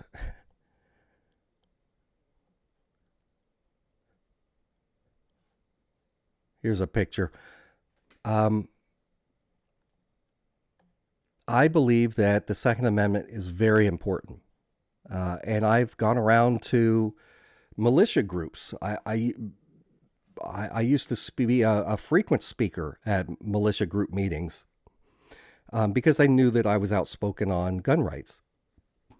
There for a while, I was even a paying member of the NRA, and my grandmother, back when she was a politician, she was a judge, criminal court judge, but elected office. She had to campaign every 2 years. But she was a guest speaker. The NRA used to have her come speak to them. And so my family, we've always been, strong in that way. But one thing that I have seen recently that has really started to change my perspective on some of this stuff is this. Gun violence is a rising problem. We are never going to solve this problem overnight. Charlie Kirk had said something that Democrats really are upset with, and they've kind of tried to make fun of him over it. But actually, I agree with the general sentiment. He said, the price that we pay for the greater good of being able to keep and bear arms is that there are going to be some deaths, and we wish that weren't the case. Now, you see the people on the left really mocking him over that, reposting the clip of him saying that. And it is ironic that he was one of these victims killed in gun violence. So I get it. I understand why they make fun of them over that. But the problem is we do have a rising problem of gun violence in America that causes people who are even diehard gun rights supporters to pause and say, what can we do? How can we deal with this in a way that respects gun rights, but at the same time, and now, up until now, I have still said, you know what? In the end, no gun control, no gun control. And the reason for that, even though I empathize with, the parent, if you were, I would be singing a different tune if my child was one of the ones killed in a school shooting. I'd be saying, screw it, get rid of the guns, right? I can understand where they're coming from when they say that. But even understanding and empathizing with them, I have still maintained, I think there should be no infringements on gun rights. And here's why. Our founding fathers could not have defeated the British Empire if they were unarmed. The purpose of the Second Amendment is not so that everyone has the right to hunt. It's not so that everyone has the right to defend their homes, these are natural rights and reasons why guns should be legal. But the bigger reason for the Second Amendment is they were dealing with the fact that the early patriots, they were trying to confiscate the guns. They were locking guns up. And keeping a lot of the guns in like the town square locked up in an armory. And they were the early patriots were having to run around and get these guns. If they had not had access to the guns, the American Revolution never would have happened. And as we see in Palestine today, an unarmed population is powerless against a well-armed enemy.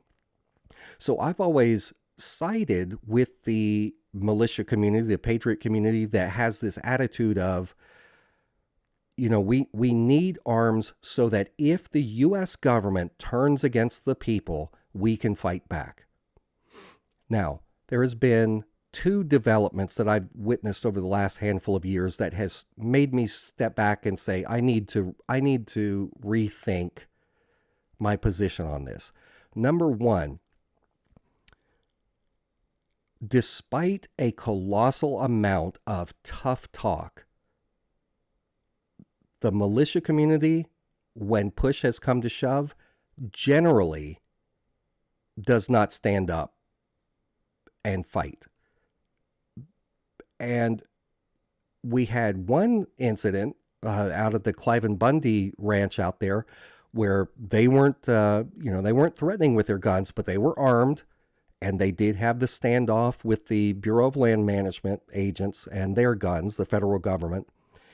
And so that's an example of where the government backed down because they feared the people. If they were not armed, then, the Bundy group couldn't have done anything. But skip forward just a little bit to, say, the incident out at the Malheur Ranch, the Malheur Sanctuary in Oregon, when Ammon Bundy and the group was out there. There were a bunch of guys out there. They had been drilling. They had been learning different stuff, talking about things, about how they were going to stand up. The FBI was out there around the perimeter. As soon as Lavoy Finicum was shot and killed, you know what all of these guys did? Did they say, you know what, it's on? No, they fled. They ran. All these tough guys, they abandoned their stuff. They left tons, gear that I know they didn't want to leave behind. They left their guns. They left all kinds of stuff, and they hightailed it out of there. So that's one thing, is that incident and others. I have seen that while there are a lot of, it seems like, and this is certainly not the case for everyone, and please don't take offense, but among the community that talks about how they are going to stand up to the government, time and time again, when push comes to shove, they don't stand up. They talk about it. They're willing to go patrol and show off their guns and everything. But they always seem to stand down. That's one thing that got me thinking, if the issue is we all have to have guns, it's not the guns alone. It has to be coupled with courage. The people have to use the guns. They have to stand up and use those guns. And I'm not seeing that there is that will to do that. That's one thing. The other thing is this, and this is the much bigger issue. And even that, I'm like, you know what? This could be a one-off. Who knows? The bigger issue is this. The argument is the people need to have guns to defend themselves, right, against the government. The development that I have seen that has been shocking and alarming, that has made me start to rethink some of this, is what if a significant part of the population, especially the part that is the most armed, what if instead of fighting against the government, they choose to ally with that tyrannical government against the rest of the population? I believe that from what I've seen, if we had something like a Donald Trump in the White House with a highly loyal base of people, if that president were to tell his followers, turn your guns on your fellow countrymen, for whatever reason, I think they'd do it. I believe that today, if Donald Trump came out and said, I am taking a stand, we are going to clean this country up once and for all, I am temporarily going to declare martial law, I need you to form militia groups, and I need you to join with ICE and do like they're doing. I need you to go around patrolling the streets. We're going to organize you into MAGA brigades or whatever. Instead of standing up to Trump and saying, you've gone full dictator, man, I think they would say, nope, we're going to do it. And that has really caused me to reassess this idea of, it was always going to be difficult. How could the U.S. Citizen, and we're armed with semi-automatic rifles and handguns, maybe a little bit of military gear here or there, but how are you going to use that, first of all, and stand up to a well-armed, massive U.S. military if it's turned on the people? The best we could do is turn it into a kind of guerrilla warfare thing where it'd be the equivalent of like maybe the Iraqis or the Taliban trying to hold off the U.S. military there. The America would control the government, but you could still have a Red Dawn style resistance. But it would be very, very difficult, if not impossible, for us to be able to defeat the federal government. Thank you, Joseph Roberts. Thanks so much. Appreciate you, my friend. So there's that. But I thought, it's still worth it. We can still give it a shot. Like Old Painless says, what the patriot community, what Donald Trump says, stand back and stand by.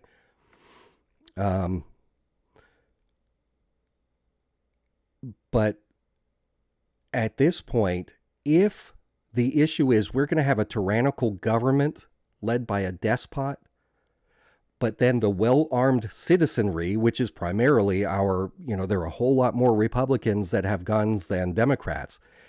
If you've got the problem where instead of fighting against the tyrannical government, we the people or a significant portion of us say we're on the side of the dictator, that's another matter.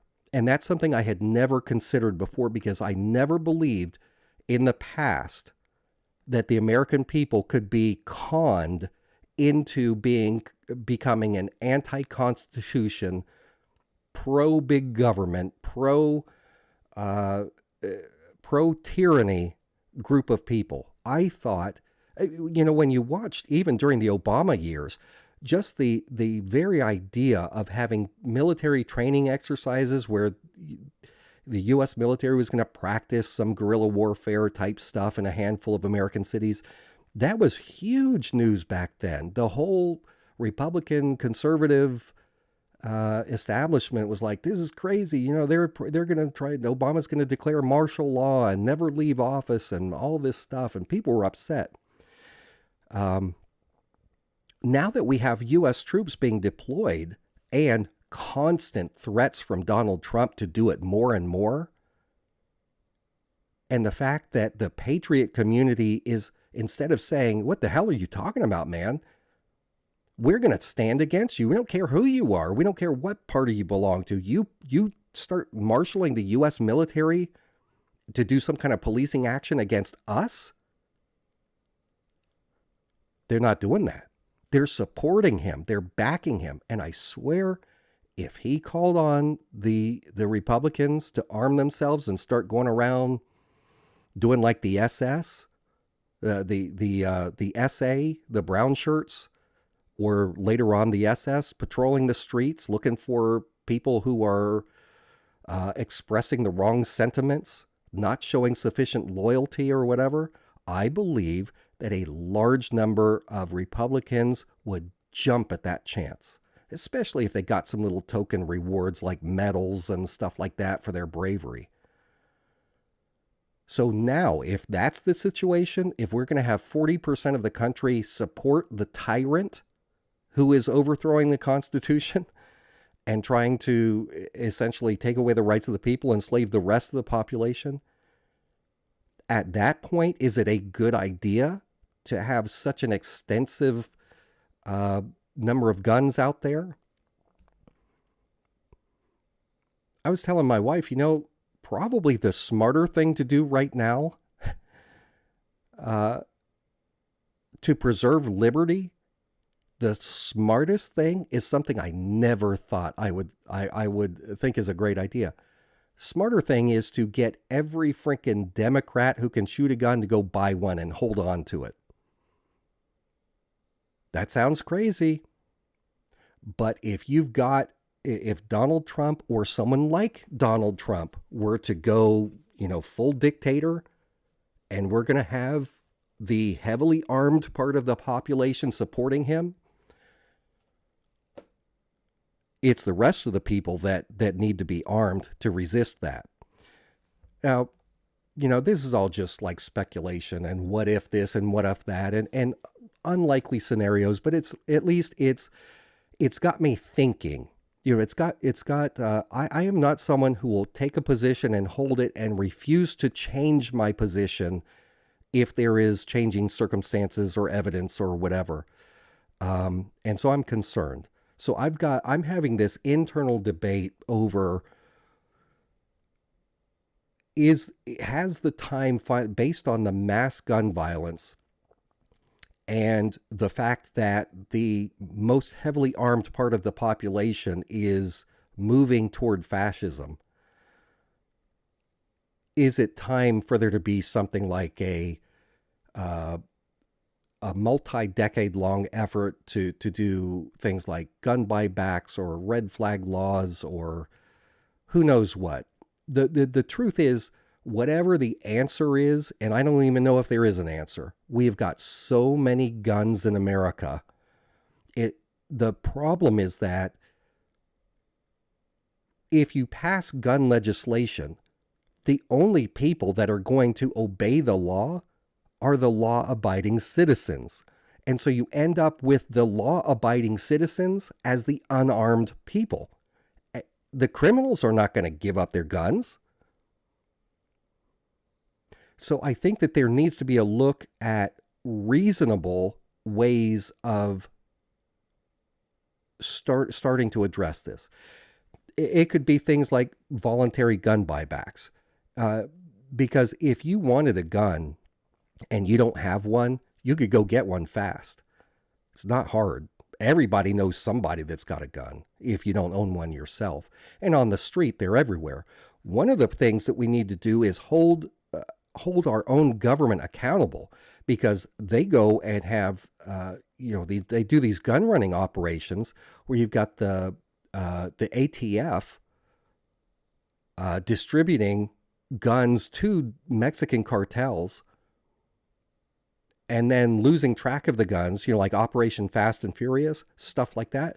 We need to be firing and imprisoning anyone in the U.S. government that is doing some kind of ridiculously crazy thing, like providing guns to criminals. We need to have something like a voluntary buyback. Maybe we need to have something like a requirement where, just like if you purchase a home in most states, I don't know if this is federal, I know in North Carolina and a lot of states, when you buy a home, you must have homeowner's insurance at the time you buy it, or you don't get the home. So with guns, when you purchase a gun, you must have a working gun lock on it to prevent your teenage kid who may be getting radicalized with some wacky trans ideology or whatever the issue is, from taking your gun and going and shooting. A lot of these school shooters get their guns from their parents. So there should be something where guns, your firearms at home have to have some kind of locking mechanism. And if your gun ends up being used in a crime, and you have failed to either report it as stolen, or you didn't have a lock, or whatever it is, you may have some culpability there. If it's your kid that goes out and does it, or someone steals your gun, or who knows what. And that way, if for the people that are giving their guns out to other people and not keeping track of them, I don't know. I mean, there's variations here on what you can do. So it's a very complex problem. So I continue to have a strong belief in the importance of the ongoing preservation of the Second Amendment, but I also think that there needs to be something done to address the changing problem. I believe that the Founding Fathers, while at their time they saw the need for the American people to own and bear arms so that the body of the people are the militia. The Democrats like to say, well, the Second Amendment says, the right to keep and bear, to have a well-regulated militia, the right to keep and bear arms shall not be infringed. And they're like, well, see, that the militia, where's the militia? Well, we are the militia. It's been determined that the intent of the founders, the definition of the well-regulated means well-armed, not well-practiced or whatever. Well-regulated means well-armed militia, the militia being the body of the people. So at that time, had there been an epidemic of gun violence, I believe that the Founding Fathers would have factored that in some way in their discussions, because on every other issue, they looked at each problem in a nuanced way. You had different people of different perspectives taking different positions, and they had to come up with some kind of compromise. But when it came to guns, there was not a problem of gang violence. There was not a problem of school shootings. There was not a problem like these problems that we have today. Had there been at that time, we may have gotten a very different version of the Second Amendment than we have. So I think that it's wrong for us, just like I and you should not hold to a position on whatever it is and refuse to budge from it, even if there's new evidence that contradicts the original premise there that we were basing our decision on. Just like we should adapt with information, I think that when it comes to certain issues in the Constitution, if there are radical changes to circumstances, we need to look at that and factor that in. And so I think that there can be a discussion, there can be a national debate about this. We can hold off the wild efforts of people on the far left that just want outright gun bans, and find some ways that we can compromise rather than just have this absolute wall of refusal to consider anything. I think that here in 2025, enough has changed that we need to give it some thought and look at the very real possibility that instead of it being we the people against a tyrannical government, it may very well end up being some of us people against a lot of other people who are supporting and protecting and helping to establish a tyrannical government.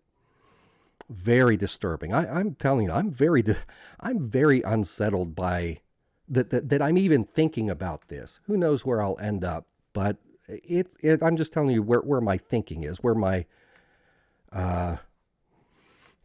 Jonathan says federal ban on assault weapons. They tried that. A lot of people don't know this, but America during the 90s had a federal ban on assault weapons. First of all, the definition of assault weapon is controversial because, what is an assault weapon? And a lot of the Democrats just consider any gun like an AR-15 is an assault weapon. An AR-15 isn't that much different from just a regular hunting rifle. It's just made, it's got a different stock, it's got a different style, but it's the same thing. It's just a semi-automatic gun, and some rifles are bolt action. So what is an assault weapon? I think that maybe I don't know. But they did try, Jonathan. They did have an assault weapon ban, and they did it for about 10 years. And part of the legislation that when they banned it was there were going to be studies done to determine if there was any kind of, what would the result be? It was going to sunset. There was going to be a period of time when there was the assault weapon ban.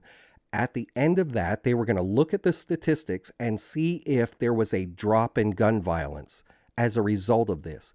What they determined through the government studies at the end is that there was no significant change whatsoever in gun violence in America as a result of the assault weapon ban. Because of that, they didn't renew the ban. So like D-World is pointing out, AR stands for Armalite, not some people think AR-15 means assault rifle 15 or something like that.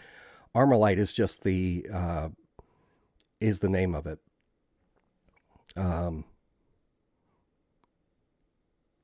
So I don't know, that's where I'm at right now. I'm in flux. I'm in consideration of new ideas. I'm being more open-minded about this than I have in the past, due to these changing circumstances and my changing perspective on what would actually happen if the American people got to a point where there's tyranny. Because I believe that we have the most right now. It is my unbiased, neutral assessment based solely on the actions of the executive branch that we have got the most tyrannical government that we have had since the Civil War.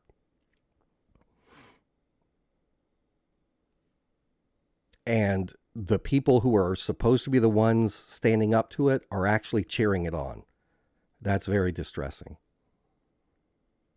Because I feel at this point like, who do you turn to? I sure can't look to the Democrats to preserve freedom.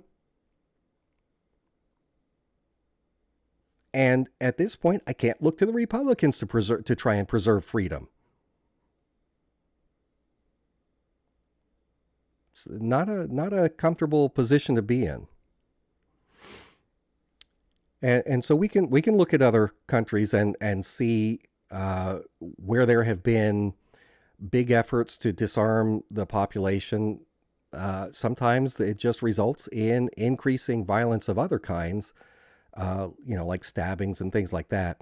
So it's a debate to be had, but I think it's a debate worth having where the best ideas are put out and we can talk about it and debate and discuss. There's no obligation to adopt a bad idea. Someone coming along saying, well, let's just ban all guns. We can still stand there and say, that's a non-starter. Shut up. It's not going to happen. Or whatever.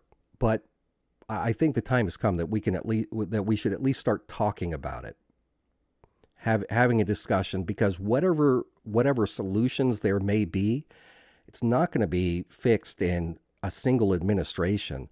It would take decades to get to a point where there's been some significant improvement. Anyway, just a thought. Just seeing the mob mentality of MAGA. All it would take is a single tweet from Trump to say, I told you to stand back and stand by. Time to arm up. That would be it. They would say, that's it. The thrill of being able to be a paramilitary for Trump would far outweigh any intellectual reservations about whether or not this violates the Constitution or whatever. They would see themselves as the, patriots, the heroes, and I say this based on I saw this morning some new videos on Twitter of heavily armed people in flak jackets and other stuff marching around. I forget what city it was in, marching around chanting stuff because they're pissed off about the Charlie Kirk thing, and so now we're starting to see people patrolling and making a show of force, or a show of being armed up, and it's intimidating. It's a form of intimidation. You may have the right to carry your gun around. You may have the right to form up and march in line with other men while shouting slogans. But that's really pushing it. That's not normal behavior. That's not normal behavior. I don't want to see us go back to how it was during the first Trump term, where we had the Proud Boys and other groups out there arming up with their bats and bicycle helmets and whatever on one side, and the other side out there dressed in their black outfits, carrying the bike locks around in a pillowcase, swinging around, smacking people in the heads. I don't want to see our country go back to that. Because I think at this point, if we were to go back to that, I think we're going to start to have shootings. And once that starts, it's gonna explode. The level of civil unrest would explode if we get back to where we're, the next time we've got a Kyle, what was the kid's name in Kenosha? He did have a right to defend himself there, but they were still being kind of provocative. It was not the place of the people to be going around to random spots. I feel like they were LARPing and things got out of hand. But if the other side, Kyle Rittenhouse, thank you, Apple. And I defended Kyle Rittenhouse back then. I didn't like him. I thought he was an idiot. But as far as how it played out, he had the right to defend himself in the way that he did. And it was, I thought it was legitimate that he, that the court found in his favor. But I still think he was an idiot. I think he was stupid to be out there doing what he was doing. I think that we need to if it gets back to a point again where we've got Antifa out there setting businesses on fire or whatever, there's stuff we should do. I was outraged back then that some of these Democrat governors and mayors were allowing this crap to happen to their cities. But, I also believe in states' rights. I believe that individual states have a right to determine how they're going to conduct themselves inside their own territory. I don't believe that we should have a monolithic federal government who says anywhere there's crime, we're going to send federal troops in to deal with this. If it gets out of hand and it becomes a federal issue, whatever. But if you've got some idiot governor or mayor who's like, let's have the cops stand down, let them burn down this block, whatever. I believe it is the right of the people, if they care about it in that community, to rise up and overthrow that mayor or that governor for failing to do their job. Just like if we had a commander-in-chief who was letting us get thrashed by another nation and was like, yeah, we'll just stand by and let this happen, then we should depose that person for failing to protect us. But that's in a state, in a sovereign state, you've got to let the internal political system deal with it there. Rather than sending in the federal government to police everything. You never know what's going on. I believe that a lot of these things, if you watch what the CIA has done around the world, the CIA puts money into little groups, little agitator groups. They did this in Kiev with the far right fascists over there, funding these neo-Nazis. And getting them to get in and trash Maidan Square, it kept increasing violence. Well, what happens is once you've got these people squared off against each other or against the police forces, what does the CIA do? The CIA is not on anybody's side but their own. What they do is to get the people to fight each other. And so what happened in Maidan Square, where you've got the Ukrainian police on one side trying to keep things, calm. Then you've got the agitators, and it's one thing to go out there and burn some tires. And, I believe that in the right of the people to get out and express themselves in ways like that, to protest, even if they're, but what happened was you had the CIA go in there and they start shooting people on both sides to get them both pissed off at each other. The people, the cops thought that the neo-Nazis were shooting at them. The neo-Nazis thought that the cops were shooting at them. And it spiraled into absolute anarchy. And it resulted in the government being overthrown, Viktor Yanukovych, the president, fleeing for his life into Russia, and the USA coming in and installing a puppet government that turned around and implemented a series of policies to oppress the ethnic Russian population in the Donbass. And for 7 years, they had this civil war, which led to ultimately the entry of Russia, as NATO kept provoking and expanding, led to Russia coming in and saying, no more, we're done with this.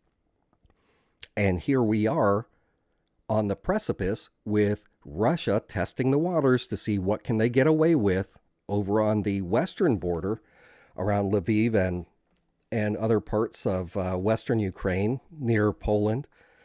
Can we send in drones from Belarus, kind of cross into Polish airspace or whatever, testing to see how soft the NATO response is, where, this is not good. We are not in a good position.